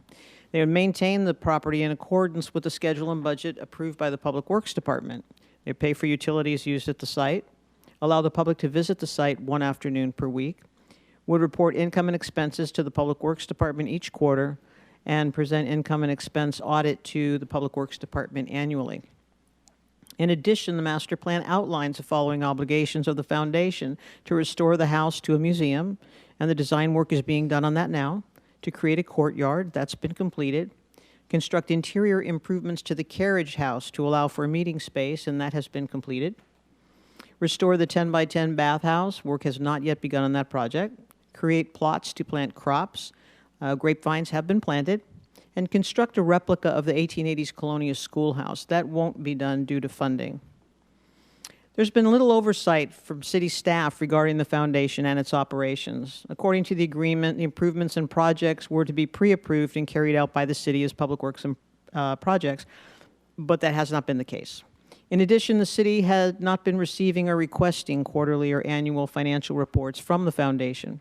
Modifications to the master plan have been made from time to time due to funding, and the master plan was always intended to be a living document. The foundation has worked to collect permits for certain building improvements, modifications, and various events.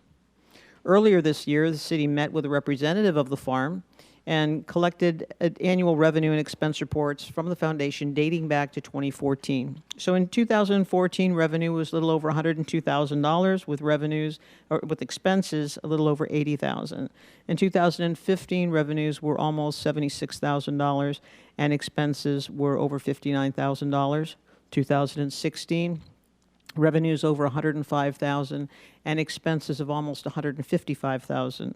In 2017, revenues of over $48,000 and expenses of over $46,000. And in 2018, revenues of over $42,000 and expenses of almost $23,000. Due to lack of oversight on an agreement dating back to 2007, and since the structure of the agreement is cumbersome and not in keeping with best practices in municipal finance, the following options exist. We could continue with the existing agreement, and that's not what staff is recommending. We could proceed with a new lease and operating agreement, also not what we're recommending. What we're recommending is that we sell the property for a nominal amount with deed restrictions. This would ensure that the property would be used for the purpose which it was intended.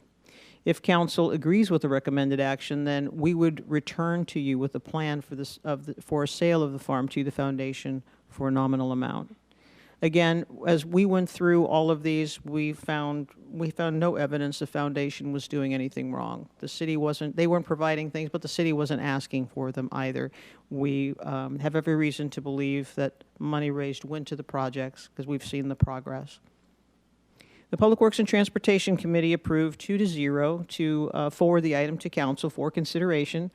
And following feedback from the committee and the public, staff went and verified the following: that the foundation does pay for its utilities. The city is not paying for that.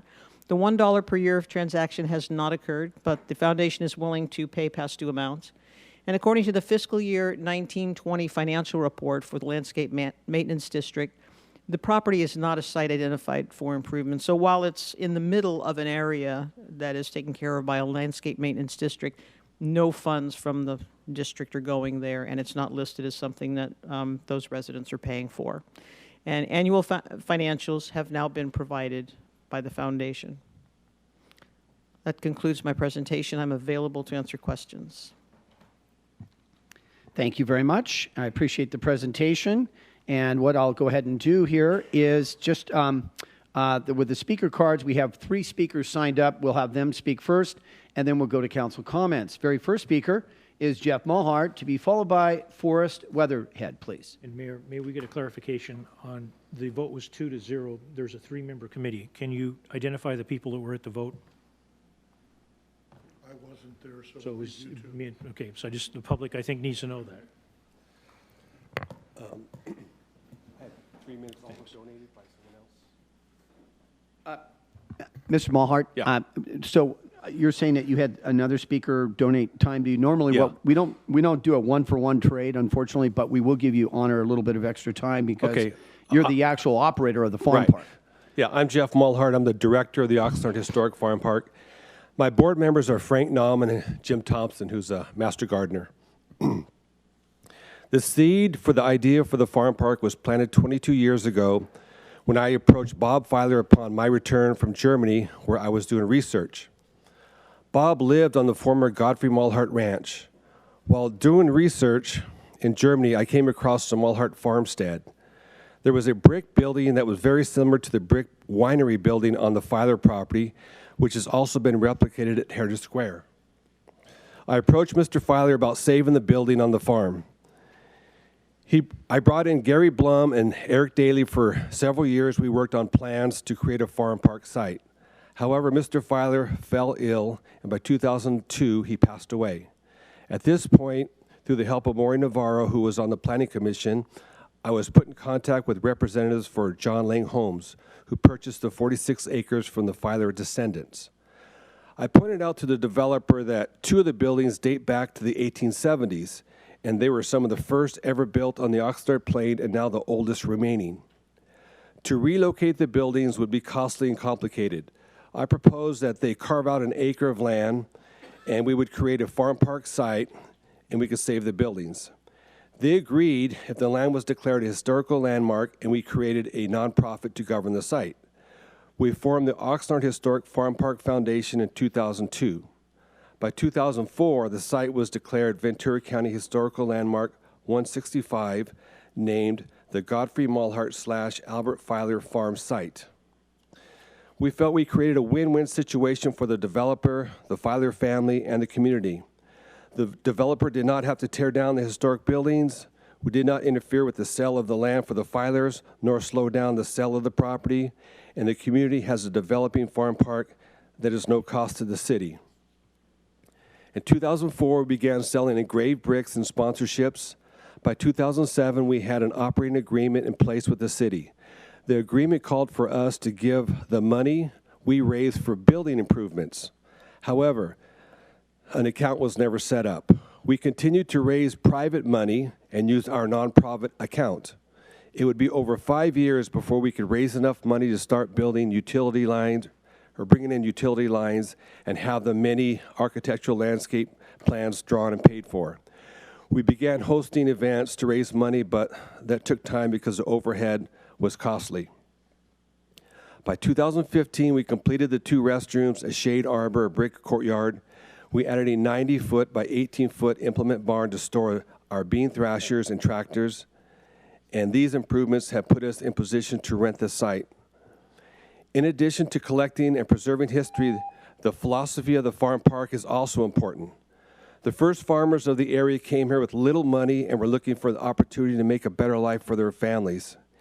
In many cases, they did not speak the language, and they worked for each other. In my family's case, Jacob Malhart worked as a butcher on a ship to America to pay for his family's voyage. They rented land from Juan Camarillo for 50 cents an acre.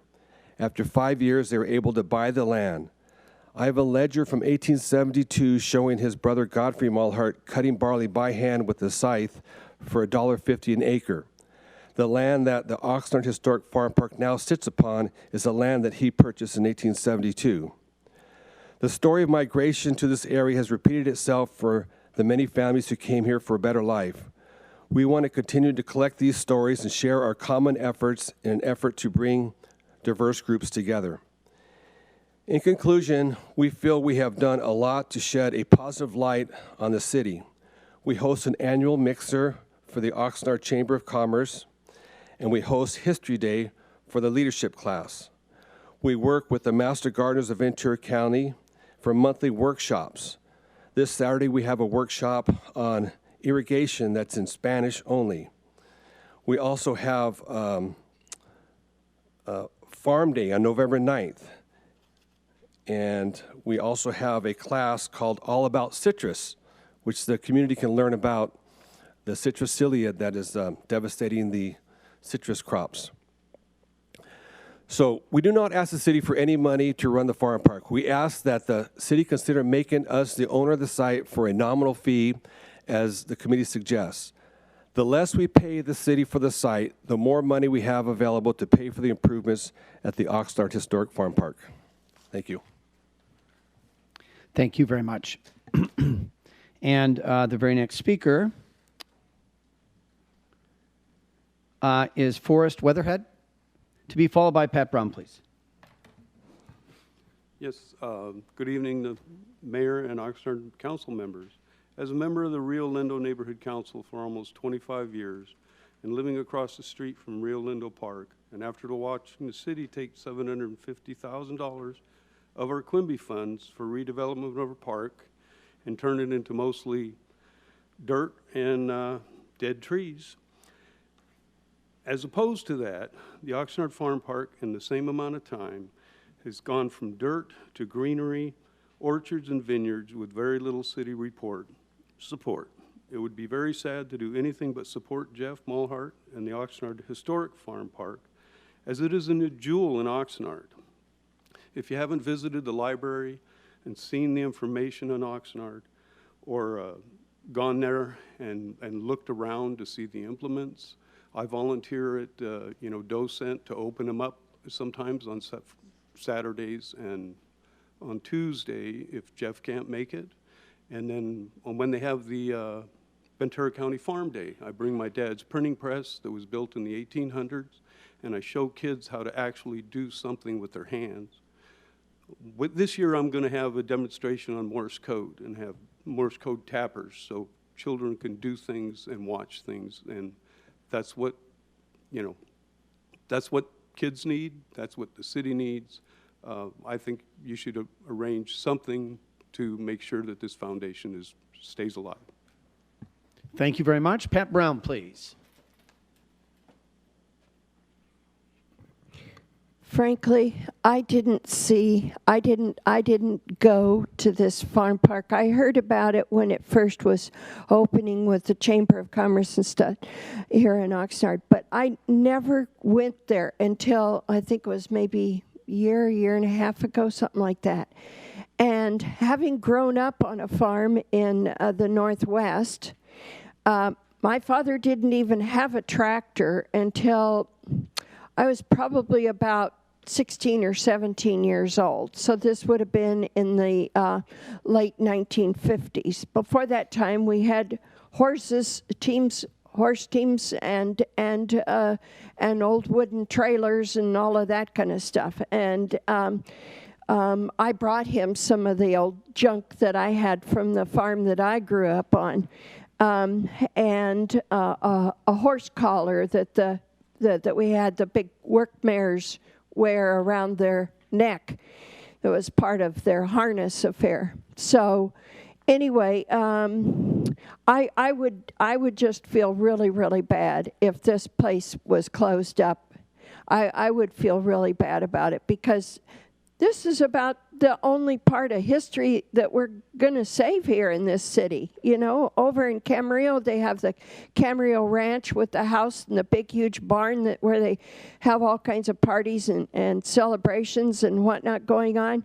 And here we just, somehow or other we've just ignored it or avoided it or thought it wasn't important or what. And I can't quite figure that one out.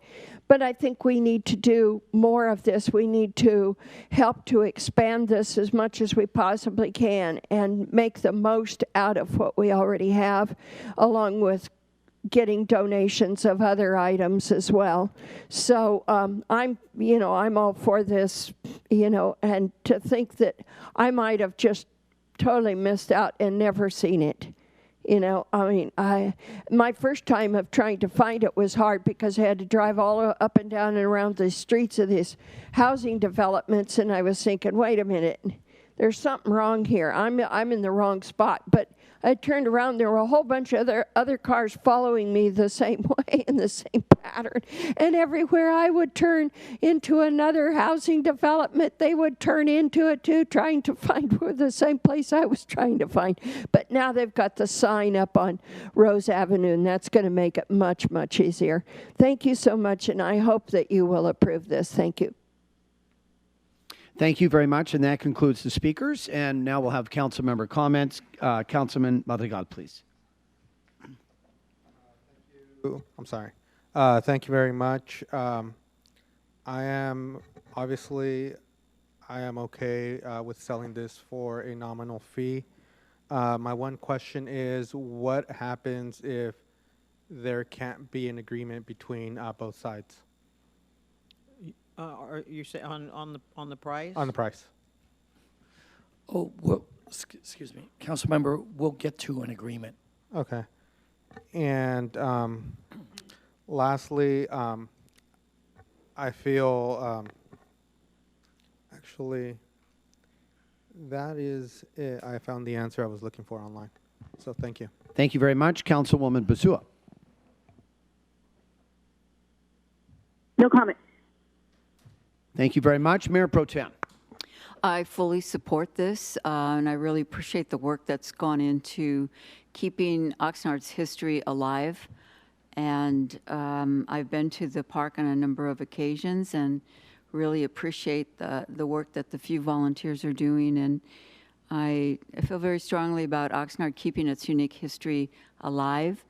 And I think we're fortunate to have some of the members of the founding families of Oxnard deciding to do this work and to let people know what it was like in history in our city. We have very little farming left in the city of Oxnard, and this is just really important for all of us to keep going. So I want to thank Mr. Mulhart and the others who have continued to work on this, and I totally support this. Thank you. Thank you very much. Councilman McDonald. Thank you, Mr. Mayor. I support this also. I've been to several events there. I might even own a brick out there, I think. I'm not sure. And, you know, in looking at this, the only comments I've heard from people is, well, how do we know he won't turn it into more housing? Well, we're going to deed restrict the sale of the property, so that's not an issue. And knowing Mr. Mulhart the way I do, that would not be anything he'd be interested in any way, shape, or form. He really is interested in preserving the history. I feel a little bit silly that as a city, we're telling them, well, you haven't paid the $1 a year for the last 12 years, so you owe it to us. I think that's a little ridiculous. I'll pay the $12. I'll make it a donation and cover it. So, it's just, you know, I don't think there's blame on either side. I think we just both forgot about it, and so. Yes, no, we didn't ask, we just noted that, because it was asked if we had collected the dollars, and so we said, no, we hadn't.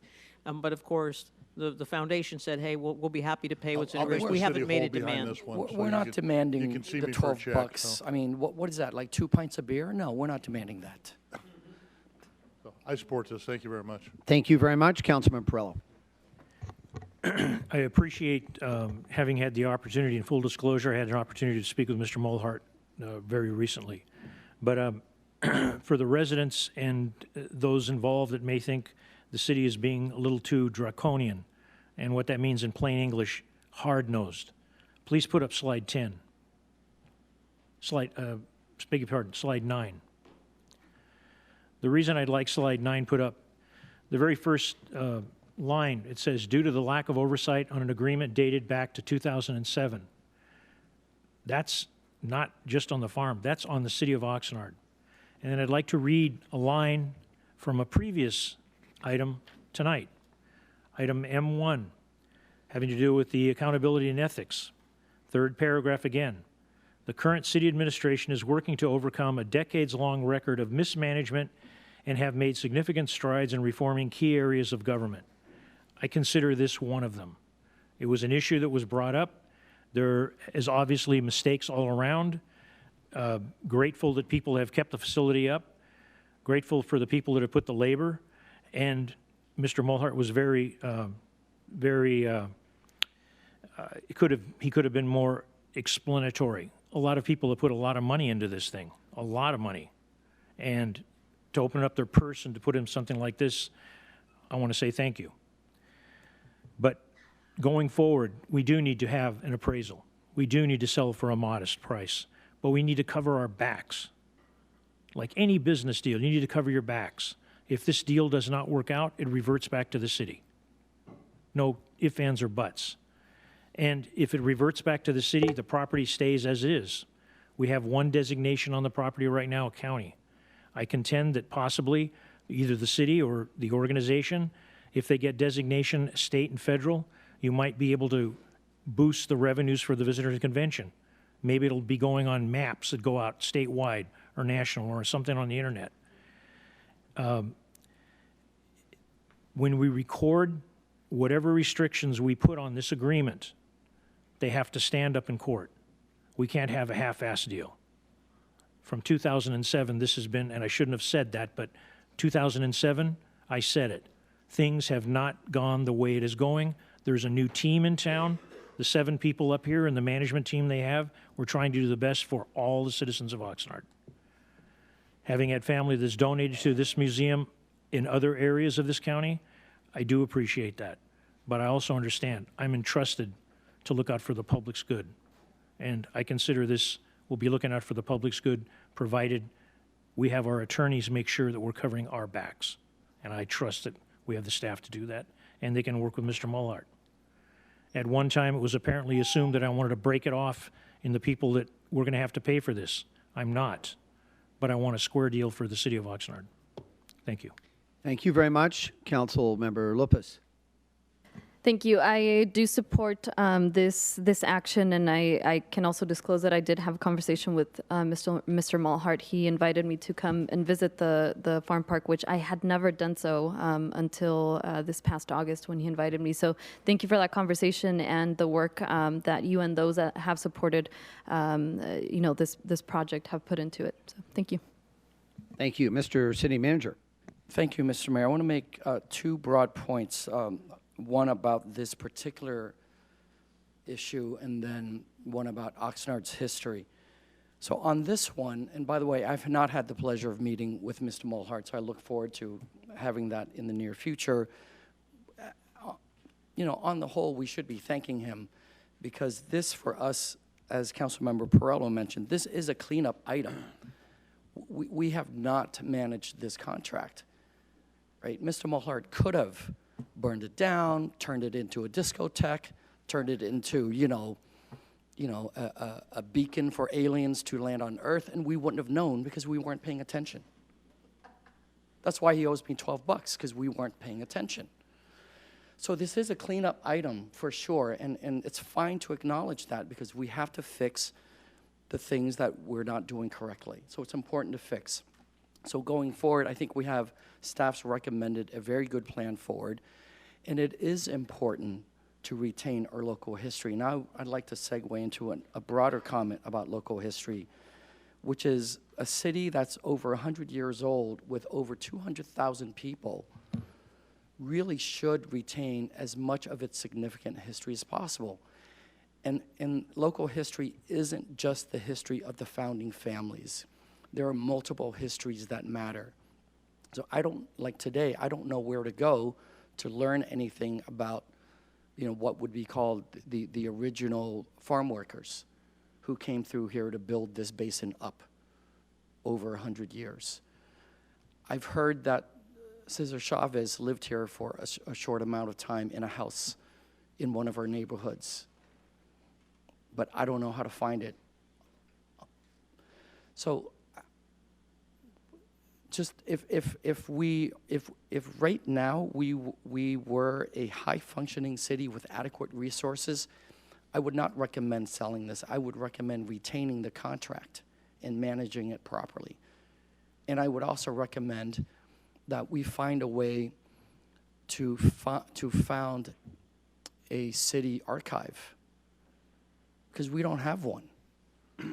This city does not have a city archive. We don't know where all of the artifacts and the documents and the photos that are significant to the history of this community live. And I'm sure we have some materials in the library, between our library and the county library, but I guarantee you most of the significant artifacts, documents, photos, letters, are in people's attics and basements. So that's just a pitch towards the future. I intend on sticking around and turning this city into a high-functioning city. But at some point, we have to pay attention to the fact that we don't have a city archive. And that's a true detriment to the city's past and future. Thank you. Thank you very much. I would like to say first and foremost that I support that the City Council consider selling the farm park to this nonprofit led by Mr. Mulhart and his board. I will say that from my exposure to the farm park, that it is not only one of the greatest assets that the City of Oxnard currently possesses, but it is I would really call it a shrine to the cultural history of the city that involves just more than the Mulhart family, rather the whole farming history of Ventura County, which includes, beyond those hardworking farming families that farmed this land, the farm workers that farmed side by side with them, and the growth of the city of Oxnard and the prosperity of Oxnard that directly can be attributed to the sugar beet factory, to Oxnard being the lima bean capital of the world. I mean, it goes on and on and on. I also have had the pleasure of participating at events at the farm park, and I know personally that I have never seen anyone without a personal financial incentive, devote as much time as Jeff Mulhart has to this farm park. I'm surprised his wife's not trying to divorce him over it, because he has spent, I've never seen anybody with such a passion devote so much time to this farm park. So I don't think there's any better of a steward. The bottom line is, there's no better of a steward in this whole city that could operate and run this farm park than Mr. Mulhart and the board that he has put together. And I strongly support him, and I support the farm park. And I'm hoping we're going to do some better things, as Mr. Nguyen said, with the city's, or the lack of the city's archives, and chronicling this great history of this great city. So I support this item. What is the pleasure of the council? I'll make a recommendation to take on slide 9, if we can put slide 9 up, we have a recommended act to sell the property for a nominal amount with deed restrictions. I want the deed restrictions to include in my motion that if anything were to fall through in the agreement, it reverts back to the city of Oxnard to be used as such, and we protect ourselves.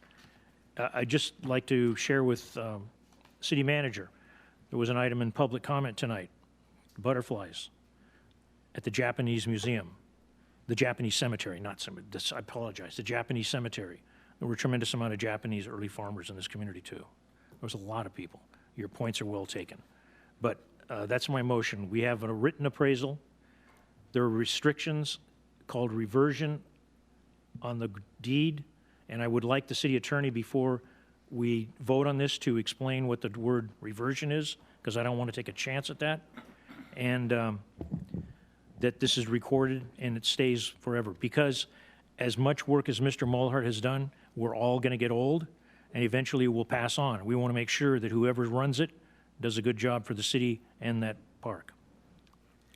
So we have a motion with a slight amendment. Mr. Fisher, any problem with that, about the amendment that Councilman Perrello is recommending in his motion as to reverting back to the city, or does the language already contain that? So that is direction that we will use when we put a document together, because we're not at the stage of approving a final sales transaction. So that'll come back. That is valuable direction and what we definitely need to have in there. As far as a reversion goes, if the condition isn't met, conditions that are recorded on the deed, then that would mean it would come back to the city possession pursuant to the terms of the deed. It's all seconded. All right, Madam City Clerk, we have a motion by Councilman Perrello and a second by Mayor Pro Tem. Councilman McDonald. Well, I was doing good until we got to the point where we're directing staff what to do on the agreements. I would prefer that we just let staff do what staff needs to do and bring it back to us when we make that decision. Then I'm a little concerned about hamstringing it from the front side. Come back to me. Councilmember Perrello. Yes. Councilmember Lopez. Aye. Mayor Flynn. Aye. Councilmember Madrigal. Aye. Mayor Pro Tem Ramirez. Aye. Councilwoman Basua. Aye. Councilman McDonald. Well, I still have concerns, but it's not going to make any difference, so I'll say aye. Sorry, the motion carries 7-0. All right, that concludes that evening, or that item. Doesn't conclude the evening yet. We have 2 items left.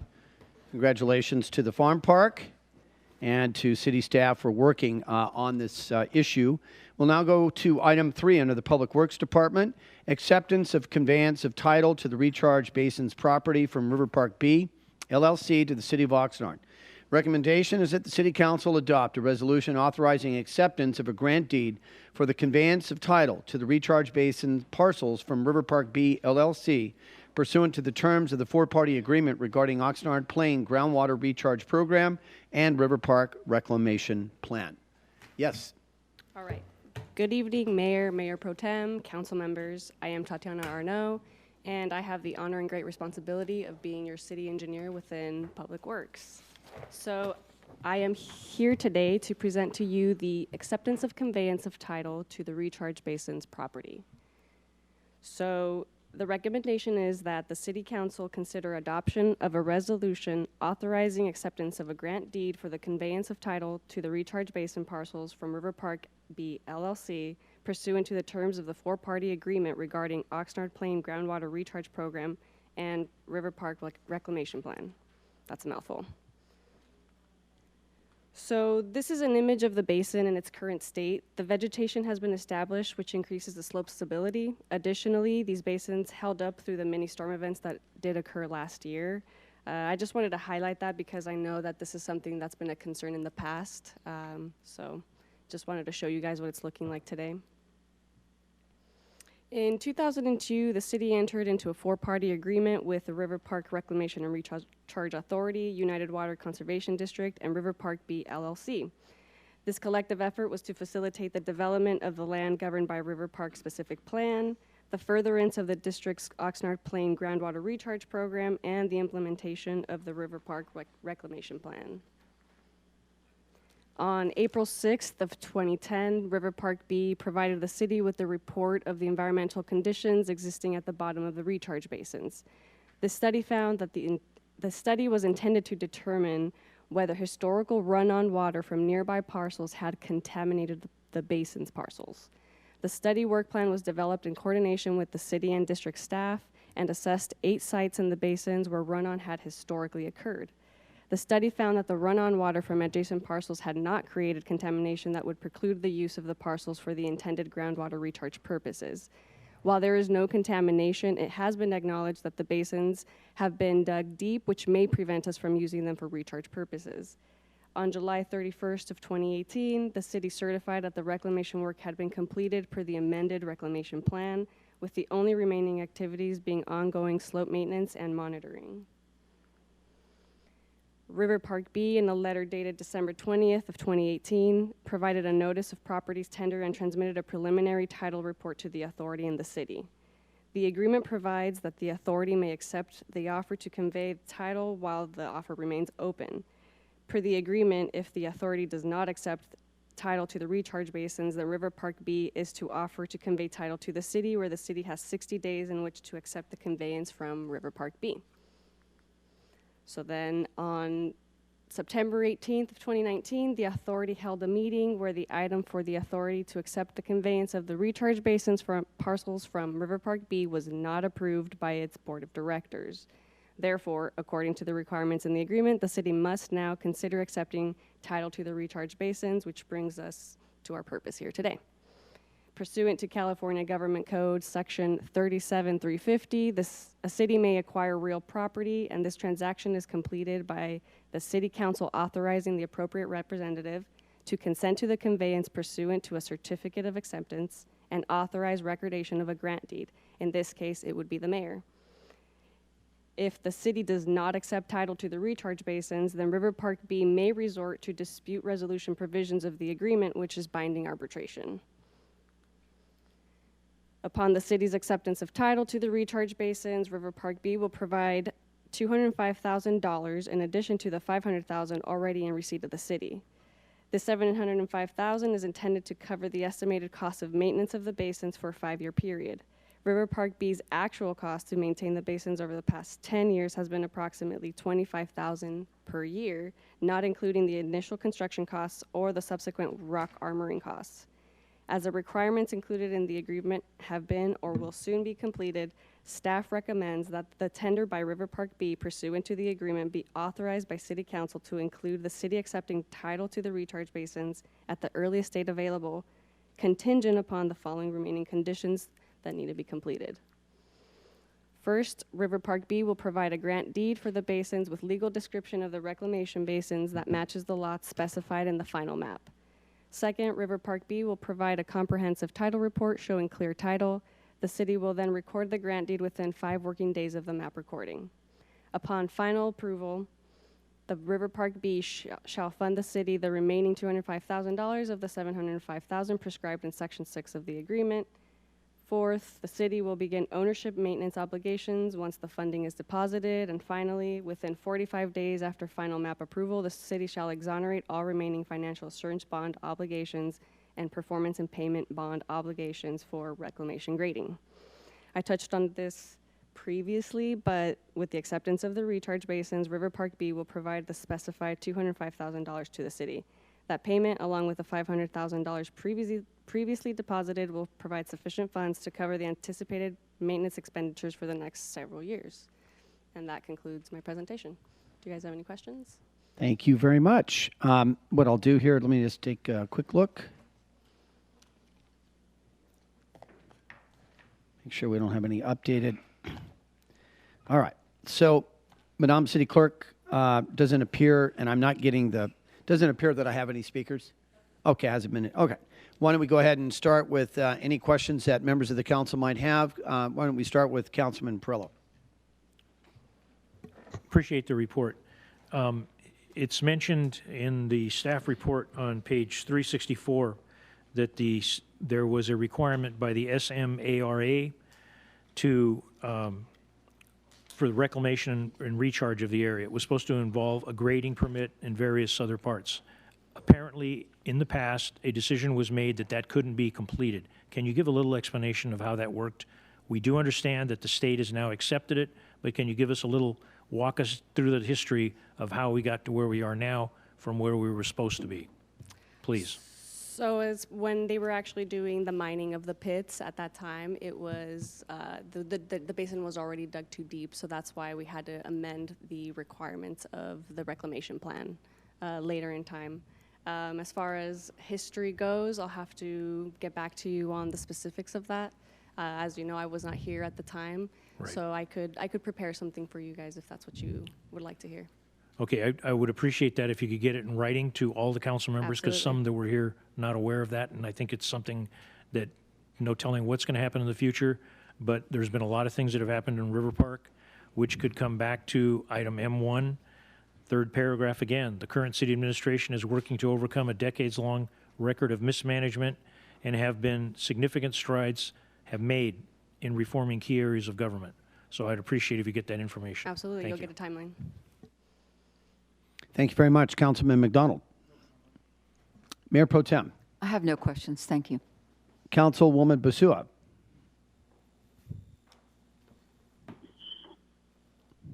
Councilwoman Basua. Sorry, I couldn't get the mute off. But thank you for the presentation. My only comment is that, and I support this, but my only comment is that we should really keep in mind that the money that is going to be deposited to the city in order to maintain the basins is not going to last forever. So we should keep that in mind and make sure that we budget for the future. Absolutely. Noted. Any additional comments, Councilwoman Basua? No, thank you. Okay, Councilman Madrigal. No comments. And I have no comments to make. What's the pleasure of the council? Is that true, Mr. Telmonte, or are you going to ask to speak, or do you need to speak? Thank you. Sorry? We'd like to speak. Yes, why don't you come forward, please?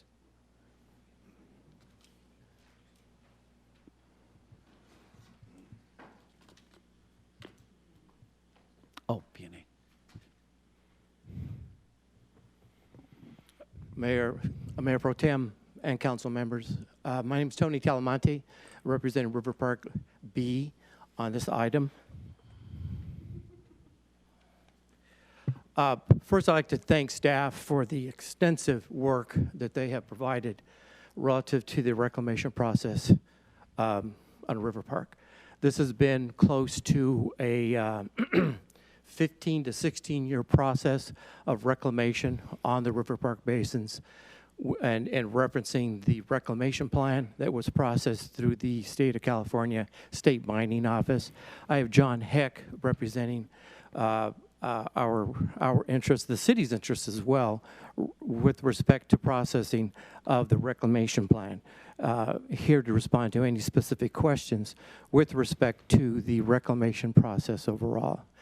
To respond to Councilman Perillo's question, excuse me, with respect to when the project started, there was a reclamation plan. That reclamation plan went through exhaustive review by Planning Commission, City Council, and staff at the time. Subsequent to that, and following that, there was a series of reclamation plan drawings that were prepared. And there was in 3 phases for each of the basins, large Woolsey Basin, small Woolsey Basin, as well as the old stockpile area where the SP milling plant existed. Those reclamation plans went through a review with the city, with United Water, and various third-party geotechnical consultants. Each of those grading plans were permitted and then reviewed with the state. So when the project started, we had the reclamation plan that was approved by the state, plus very specific grading plans, and a series of geotechnical reports. What the geotechnical reports provided, as well as the grading plans, they provided what we call a menu of solutions, because you can only do so much geotechnical work with a boring, and that only gives you information that's only 5 feet away from that boring. So there were extensive borings all around the basin edges, and the process of the reclamation plan was to remediate the stability of the slopes that were left behind by the SP milling operation. From those geotechnical reports, we created what we call a geotechnical menu of solutions. And as River Park proceeded in the reclamation work, we had a series of cross-sections to establish where the contact zone would be to provide stable slopes that would endure long or into perpetuity, basically. That process took close to 6 years of investigation, construction work to stabilize the slopes, to build the slopes that you see out there today, which are both cut slopes from the existing mining operations to fill slopes that created all of the development edge from the basins to the development areas. After the work was completed, again, there was a series of geotechnical reports that went through the lens of review by the city, by United Water Conservation District, and also by the state. And then as the work was completed, the city staff would review the geotechnical, the geotechnical reports, review their content, gain any input that they needed from the state, and then once the city and the state were comfortable that the reclamation work had been completed per the grading plans, per the reclamation plan intent, then at that time, there was a process of reducing the financial assurance bonds that were established for the reclamation work itself. So it's been a long process of work, a long process of review, to a point where we are today, where all that work is complete, and the state has established that it agrees that the work has been completed. I hope this helps from a narrative of steps. Yes, thank you very much. Thank you. Very good.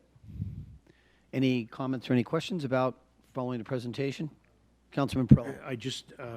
I think that we need to pay very close attention to what Councilmember Basua said about the future maintenance of these sites and the potential cost for that as something to be very aware of. And I do appreciate the gentleman's presentation. Thank you. Okay. Madam City Clerk, we have a motion by Councilman McDonald and a second by Councilman Perrello. She didn't. No comments on my end. Thank you. There was another speaker. Did he want to speak? No? Okay. Councilwoman Basua. Aye. Councilmember Madrigal. Aye. Councilman McDonald. Aye. Mayor Pro Tem Ramirez. Aye. Councilmember Lopez. Aye. Councilmember Perrello. Mayor Flynn. Aye. The motion carries 7-0. Thank you very much. And we'll go to the last item of the evening. Under the Police Department, item 4, use of small unmanned aerial vehicles, drones for public safety. Recommendation is that the City Council receive a report from the Police Department regarding its progress towards the use of small unmanned aerial vehicles in public safety applications. Yes, we have the Assistant Chief Benitez. Good evening, Mayor and Council. Jason Benitez, Assistant Chief. I'm going to spend about the next 15 minutes talking to you in terms of just a briefing to Council. It's a no-action item on the progress that the Police Department has been making with respect to establishing an operational drone unit. For starters, as we get into the presentation, I'm going to use the term drone because it's actually the very generic term. The actual technical term is UAV, unmanned aerial vehicle, or small unmanned aerial vehicle. But for the public's purpose, drones I think suffices. I'm talking about an emerging technology that is more and more rapidly becoming an integral part of public safety, as well as commerce, retail, a number of other industries. It's definitely something that is a thing of the future that is here now. This is our fifth public presentation on this topic, and the reason why we've done so many discussions to this is we want to keep the public informed as to what we are doing to establish this this program, as well as talk about some of the policies, procedures, and other concerns that the public may have about these. As you see, some other agencies across the country have had controversy behind this topic, but we believe that with our police department, that transparency as well as continued discussions with our community, solid policies and procedures can help address those concerns up front. So the use of drones is very widespread, and it's estimated by the year 2020, some 11 million of these devices will have been sold. As it stands, there are about 18,000 local law enforcement agencies across the country, and at the Bard College, their program, the study of the drone, as of May of last year, they've estimated that about 910 public safety agencies are currently using them. Within Ventura County, Ventura Police Department has an active program. The Sheriff's Department also has an active program, and we're seeking to replicate that. You may have also seen agencies in California, such as Chula Vista PD, which, as of last week, had its 1,000th drone mission that it flies. It's actually an advanced site where it's rapidly incorporating that into everyday patrol functions. So there are some recent articles in the news about that. I won't belabor that point. However, the drones they're a cost-effective, versatile piece of equipment, and they can perform about 1/3 the missions of what a helicopter can provide at about 2% of the cost. In looking at the slide, this is what I'm talking about. I just want to distinguish the difference between a UAV versus a UAS. These are generally small, remotely controlled craft that are less than 55 pounds of gross weight. And for practical purposes, what we're talking about here are pieces of equipment that are probably between 2 to 3 pounds.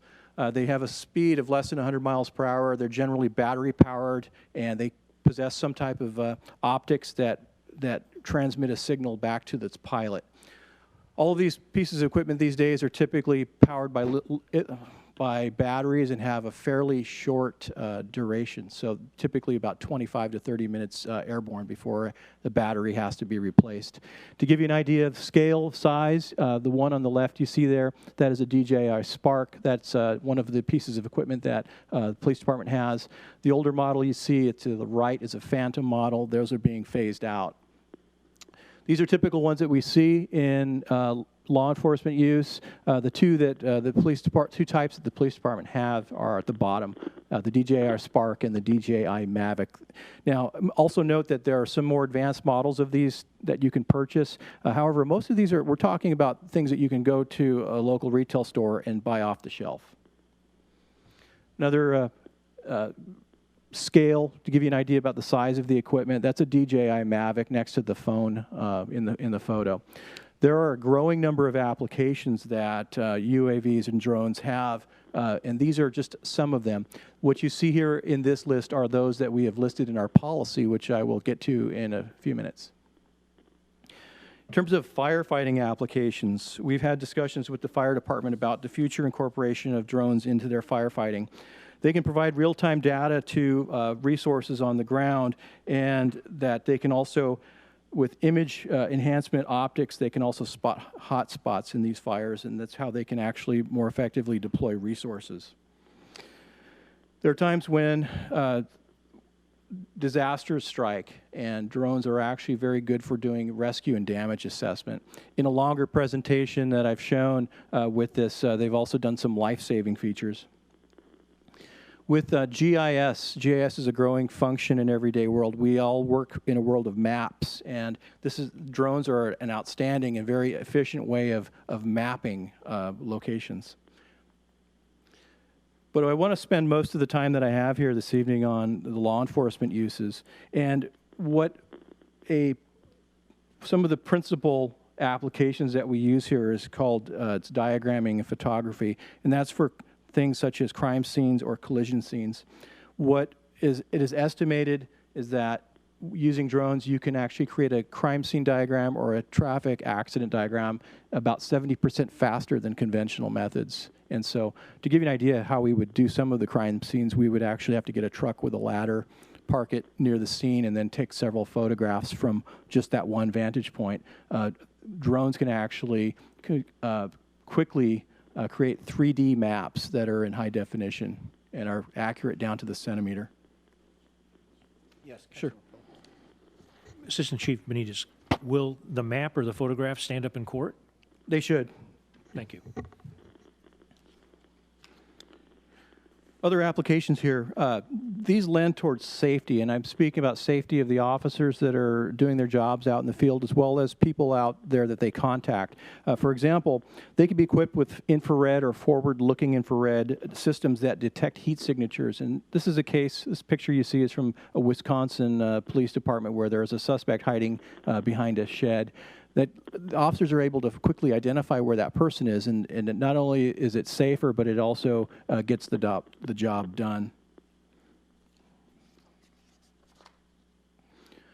Another example here, we have a suspect hiding near a doghouse. I think that's the police canine that you can see in the image at in the foreground, and the suspect was hiding near the doghouse.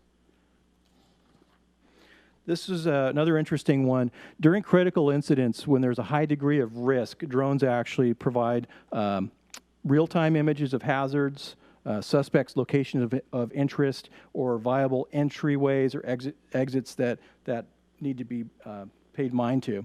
They can also share this data with the command post, and again, this promotes safety. What I'm about to show you is a very, very brief clip. It's from Alameda County Sheriff's Department, and what they do prior to a SWAT warrant, what you'll see is the drone is put into position over the location where the SWAT warrant's being served. What you'll see in the photo, it goes very quickly, is three suspects running from the house, and you'll see 3 guns being thrown. What this video does not show is about another 2 to 3 minutes of the video following the suspects as they fled over yards, changed clothes, made it about 2 or 3 blocks where the drone followed them, and they were the resources were guided right to them. They were taken into custody without any incident. Let's give this a shot. Michelle, I think somebody needs to cue that one. Here we go. Thanks, Jess. So they're positioned over the house. The house is in the middle. You look in the foreground of the picture where you'll see people running out of the house. And you'll see the guns are being thrown, they're circled in red. You'll see a 3rd gun get thrown onto the roof, and you'll see the suspects run off, and the story unfolds from there. However, with drones, there's a lot of regulation. Now, as hobbyists, the regulation is very, there is some structure, but is considerably more lenient than it is to operate a drone as a public entity or any subdivision of the government. And there are some basic rules, and these are what you see here. Generally, some of the standing rules are you can't fly over 400 feet, you can't fly over crowds, you can fly only during the day, and you have to maintain line of sight. We're going to talk about that in just a minute or two. So with our project progress, we had a checklist that we've been working on for well over the past year, and so far we've made a lot of progress on this. What is necessary for a government entity is to obtain waivers to the rules that I just mentioned, but they're also to obtain what is called a certificate of authorization. It's called a COA. It's also referred to as a COA. Takes a long application process that you have to go to the FAA for. Any waivers to those rules that I mentioned also have to be applied for, and each of those are only good for 2 years and have to be renewed. In order to get that, you have to describe to the FAA what type of equipment you're operating, what your training is, what your policy and procedures are. You have to develop agreements with the local air traffic towers. For in this case, Oxnard is between three air traffic control centers, Point Mugu, Oxnard Airport, as well as Camarillo. We have gotten tentative approval of our certificate of authorization a couple of weeks ago. We have a couple of minor operational agreements to iron out with the local control towers. We also did get a waiver to the no night flying, which is also approved, and we're just waiting for another waiver for beyond of sight approval. But the main point of talking about this subject to the public is that there are obviously concerns that people have with drones, and generally they are centered upon privacy, Fourth Amendment rules. And we believe that these concerns can be mitigated if we can present that we have very solid policies and procedures, as well as accountability for that, as well as training, transparency. Because you can see people do get very upset when the thought of having a small item, buzzing over their house. People do tend to get upset about that. So in our policy, just some key statements that we have. We have a policy which I believe is far above board. It has incorporated a lot of concerns that we have seen nationwide in various agencies' drone programs. And on top of that, we also will publish this policy, make it readily available to the public. In the near weeks, we've created a web page which can go live, which will have a copy of that policy. There's also a copy of the policy with this staff report this evening.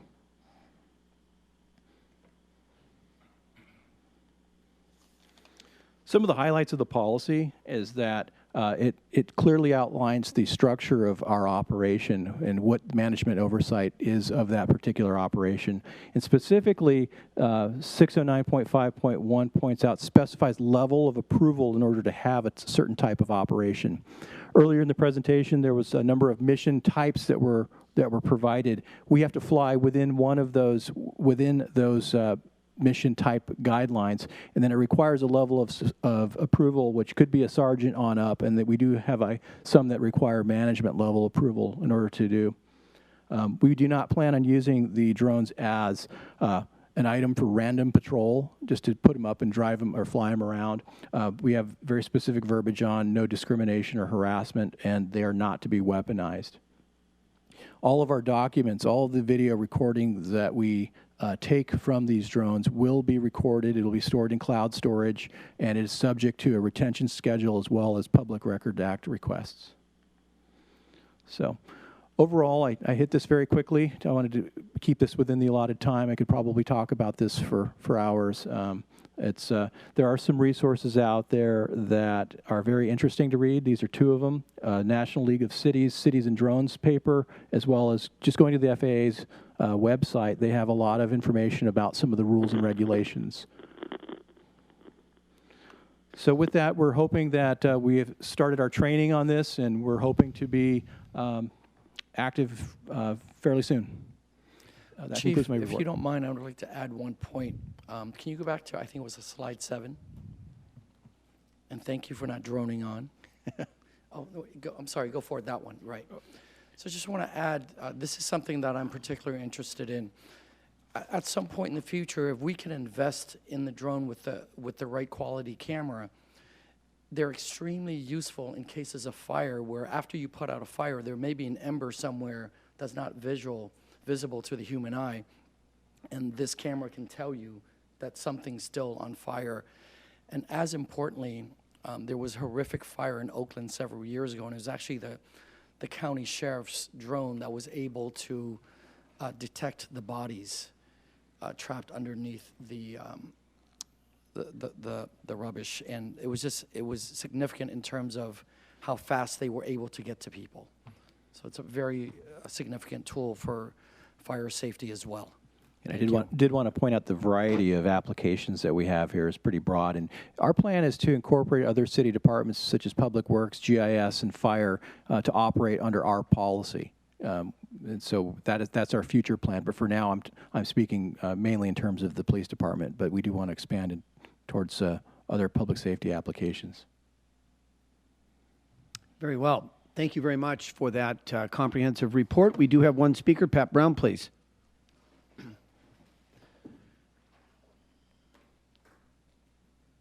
Just a couple of questions. I saw the units up in the air. Okay, you see what they're looking at. How do you see it as the camera on the little ship is flying around and it sees something? Do you have like a cell phone or something like that the picture comes to you then? Because you're not up there with it or above it, so you've got to see it somehow. The other question is if you were flying around, say, on Oxnard Boulevard, where we have all those big, huge trees in downtown Oxnard, on Oxnard Boulevard, you would have to know the elevation of the height of the trees to begin with, so that if you're flying it around there, you know how high you have to get it to get above the trees, and how low you have to get below the umbrella of the trees, so that you don't keep, hitting something while you're flying around. That's, to me, that's you have to become, I would say, very accurate at your flying capability of it in order not to hit something in the process of getting to where you want to go, sometimes.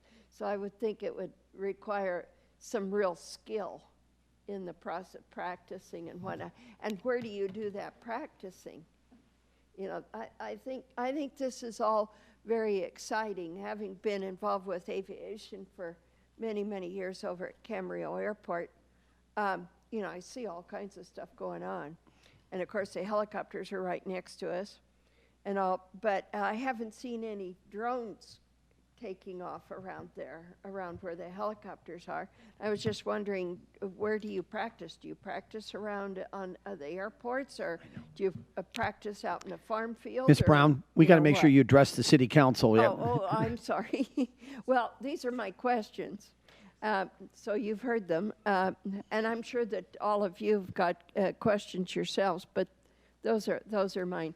This is going to be very interesting, because to me, I think this is like an up-and-coming next version of being able to scout and see what you need to see and be everywhere you want to be when you can't be there because you're not flying yourself. So how do you, this is an upcoming thing that should be around for many years to come. Thank you. Thank you very much. Maybe we could just have the Assistant Chief address those questions. To address the second question, yes. First question, yes. In more detail, it's actually very complicated. With the drone actually has camera equipment which sends a signal to a receiver, which is usually a smartphone, and we can also downlink that to other areas, such as like a command post. As far as the flying, yes, very true. It's one of the tricks of operating this equipment. Some of them have collision avoidance technology on them. Some are more sophisticated. It's developing as time goes on, but drone operators crash them on occasion. I've crashed mine. And anyway, with that, we have a tremendous level of training that has to take place. In order to get to operate a drone for a government agency, the operator has to get, or our policy requires, this is where we're pretty strong on this, is that it's called a Part 107 certification. It's basically going to aviation ground school and passing an FAA exam, and that is good for only a couple of years, and then you have to go take the test again. And if you ever try to read an aviation map, and you have to learn all the different rules that apply. If you see a map like that, you have to be able to read that map. You also have to know that there are certain grids within this city where, because of air traffic, you have a ceiling restriction of maybe 50 or 100 feet. If you go, because if you're near the airport, for example, there may be some areas where it's actually completely restricted, or you may have a significant restriction of some kind. As far as training, we'll always train in some area that we're authorized, but we'll train indoors or outdoors. Very well. Thank you very much. Any questions by members of the council? This is not an action item, only an information item. Councilman Madrigal. Thank you for the presentation. Real quickly before comments, I do have a question. City manager did bring up slide 7, which is great for fires, but under your presentation, you did state that they would not be able to be used at night. So what I did say is that general rules preclude you from operating a drone at night, and the definition of that is 30 minutes before sunrise and 30 minutes after sunset. So if there's a fire at night, they will not be able to be used? No. Because knowing, like, I do have certain issues, but that's not the point here about it. I know that, you would have neighborhoods like Rose Park who would be on board just to have it fly around the neighborhood at night just for safety precautions. But I know then that would be a negative under these type of regulations, correct? Yeah. Because I know certain neighborhoods push for the cameras that you put up in certain hot spots around the city. And I think this would be a more ideal and more cost-efficient way of doing something like this, because using a drone is actually quite easy. I know they go up and around Westlake Village all the time. Yeah, by residents. And I know how easy it is to fly one. I was taught by a student, it takes like 10 minutes. We took one down to Ensenada last time we went on the mission trip. And when we were on the beach, because they got actually over the hill. And when we got to the beach, we had to show the marina, or, the Marines in Mexico, the power of of the drone, because we were scared that they were going to shoot it down. And they were actually amazed by it. And I know it was money-wise, but the kid had a great drone. Like, it rang, like he had to press a button and it would come right back to him. He could get up as high as he wanted to. It would ring if it was about to hit something. If it wasn't within, I think, 20 feet of hitting something in the air, it would start beeping. Mm-hmm. So, and all he had to do, like, if the battery was going to run out, within 10%, it came right back to him until he charged it. So I see how this could be very efficient for the city long term, and it takes away some of the other, well, maybe like, previous century type of technology, like cameras, for the future. But, I know since we're so close to many airports, it's going to be a kind of a hard sell in some aspects to use. It's going to be very hard for the police department to use it, get around certain neighborhoods, certain areas. And lastly, what about residents who begin to use one? What is technically rules and regulations? Because technically, I'm not saying I would, but if I had one and I start flying it over the police department, I'm sure it would get taken down right away. But, what are rules and regulations for residents here in the city of Oxnard? Very good point. I'll get to that one in a moment. First, we did apply for a night waiver, so we are actually authorized for night operations. So that is one of the 2 exceptions that we applied for. Our second one that we're waiting for is called Beyond Line of Sight, kind of like the example you described where he flew over the ridge. The current rules were that you have to keep your eye on it all the time. So we have a pilot with an observer. So we're working on that one. That should be hopefully approved soon.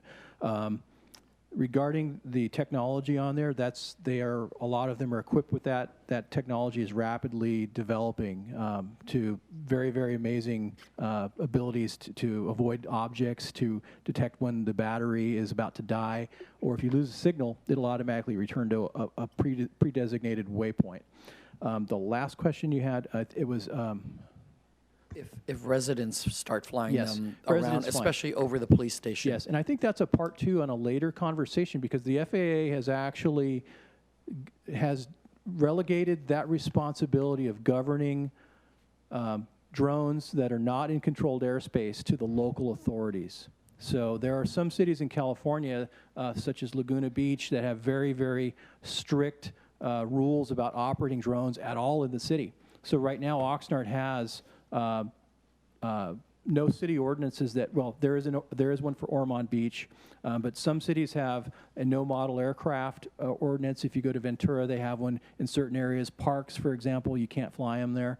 But the main thing that Oxnard has to deal with at this point are FAA restrictions. And we are literally, that map really kind of shows that these circles here were within 3 concentric areas of controlled airspace. And in order to do that, the regular hobbyist, just the average resident here, has to get approval when you're within controlled airspace from the local tower. And that's being worked out quickly with a lot of the technology. There are apps now that you can do it. Camarillo, you can instantly apply for clearance to fly. Oxnard Tower doesn't have it yet. Hopefully it will soon.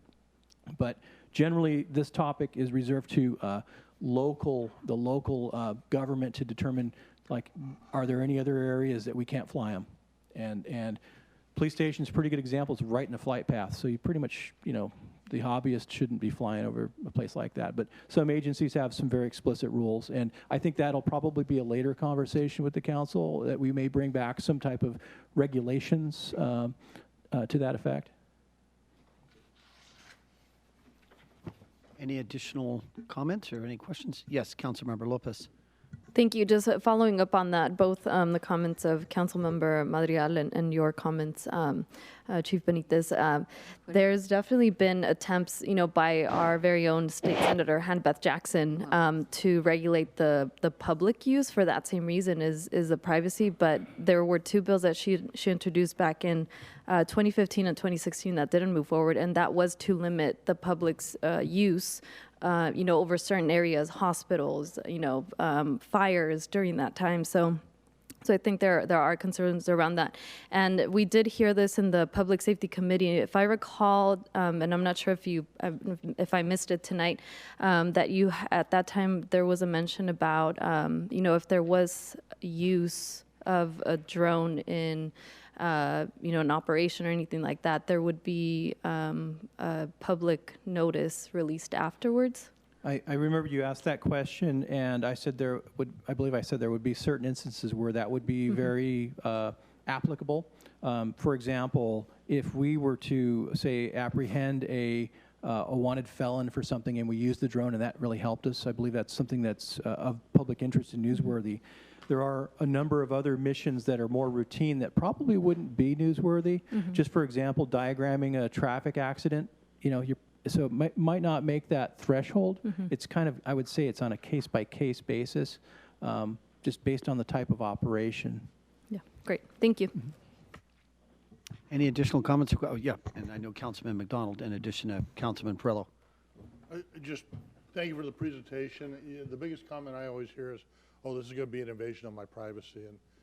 And what I tell people is, you need to look around your own house. If you have a Ring doorbell, you're being monitored. If you have Ring floodlights, you're being monitored. If you have one of those little blue things that sits on, I think her name's Alexa or something, she's listening all the time. My phone is taken to the point of I have a standing appointment every Monday. Now on Sunday nights, my phone will buzz and say, would you like me to set the alarm for 6 a.m. tomorrow? And I'm thinking, no, you know way too much about me already. I don't want you to be involved in this. But it's, and even your phones you can set up to do voice commands and stuff. So we're being monitored all the time. And there's sadly been stories by some of the tech companies where they've admitted it. Oh yeah, we're listening to what goes on in your house with Alexa so we can improve the product. I don't believe that. I think it's something other. Maybe I'm a little bit paranoid in my older age or something. I don't know, but. So to me, this is a perfect tool, and I can remember back in the day when we would send people up in a helicopter to take pictures, and they'd have to hang halfway out the door. Fortunately, it was never me because I don't like heights. So this is a much better tool, much better design for today's tech, today's uses. And the mapping, from what I understand, talking to people at VPD that have used it, it's just absolutely accurate.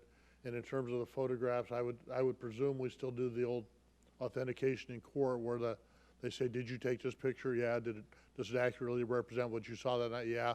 And that's how you authenticate the photos. So I think this is the way of the future. I think it's much better than sending people into buildings or locations, and it's much safer. So thank you for bringing this forward. One point is that, to your comment, is that the Fourth Amendment still does apply to these. And another comment is that our public does seem to be favorable to having cameras. They want officers to wear body-worn cameras. There's very little difference, and they're actually not even as intrusive. They are, it is the way we are going, but laws also apply in terms of search and seizure, like how we would use that flying over a location. There is some case law out there that supports what you can and cannot do as far as flying over a house or looking in a window. And something like that, we would still adhere to the basic rules of search and seizure. And so that's one of the things we want to emphasize to our public, that it's not a snooping tool. Councilman Perillo. Yeah, thank you very much for the presentation.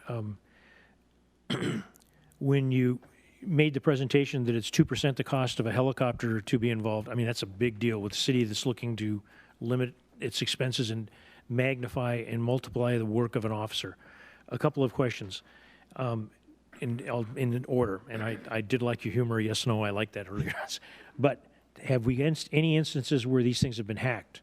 On the issue where we have the third bullet point and it says select 6 pilots, will these be located in cars? And if something comes up, we call one, or are they specialized, sort of like a SWAT team or something? I appreciated your answer with the pictures would stand up in court.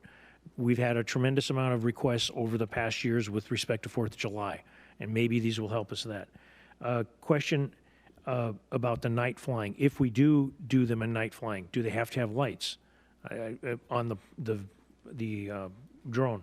And the last is, I agree with Councilman McDonald. I mean, there's a lot of things that you're unaware you're being watched, and I would much rather give up a little bit of my privacy to feel more secure, and not just for me, the entire city. Because I think that if there's going to be somebody to abuse it, it's going to be a member of the public using this for nefarious deeds. So thank you. But the question about if you have any information where these have been hacked in the past. No information on that in particular. However, in the past you may have read some articles in the news about the nature of the app that was being used for a certain brand of drones and where that information was going. The military actually stopped using a certain brand for a while. There are now apps that go around to counter that. So I know I'm speaking kind of in general terms, but some of the drones were made in a different country, and there was concerns that information was being fed back to that country. There are a number of applications in place that completely bypass that now, so that concern has been addressed. Okay. Next question, I believe, had to do with lights. We were required by FAA regulations to have operating lights on these, and so you'll see a red and a green light on these things when they fly. In order to not fly with lights would be extremely difficult to get FAA approval to do that. You potentially could get some type of waiver for that, but I would tell you it's probably near impossible to get.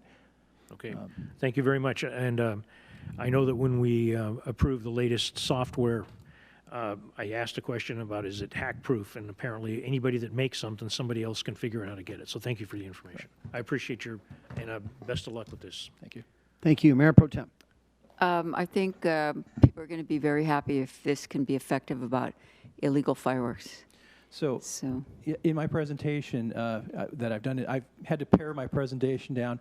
I showed the INCO, I believe is the Public Safety Committee, the Community Relations Committee, what Salinas PD potentially was going to do with the drone.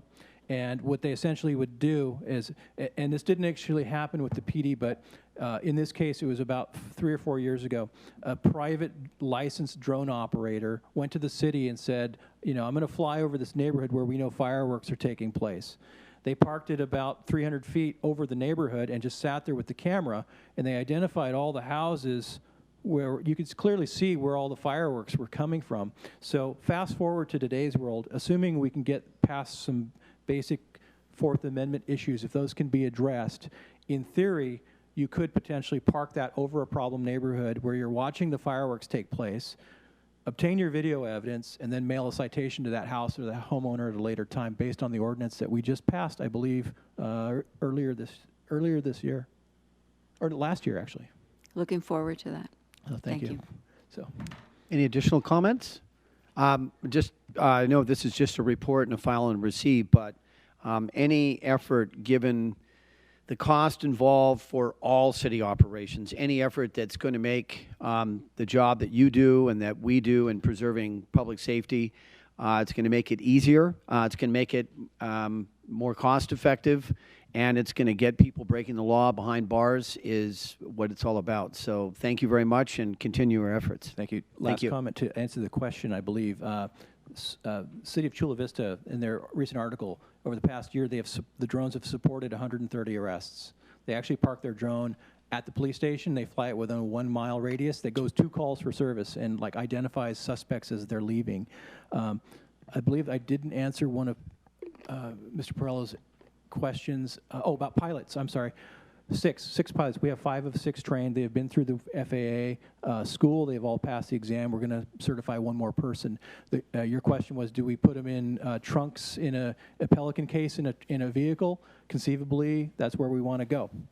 For the time being, we may end up keeping them at one house location and use them on a call-out basis. But I do want to get to a point where we have enough of these units mobile where it's in the trunk of a car of an officer, that if there's a foot pursuit or a perimeter, that we can quickly deploy those. But in order to do that, though, we do have to have a number of qualified pilots. And so that's our limiting factor.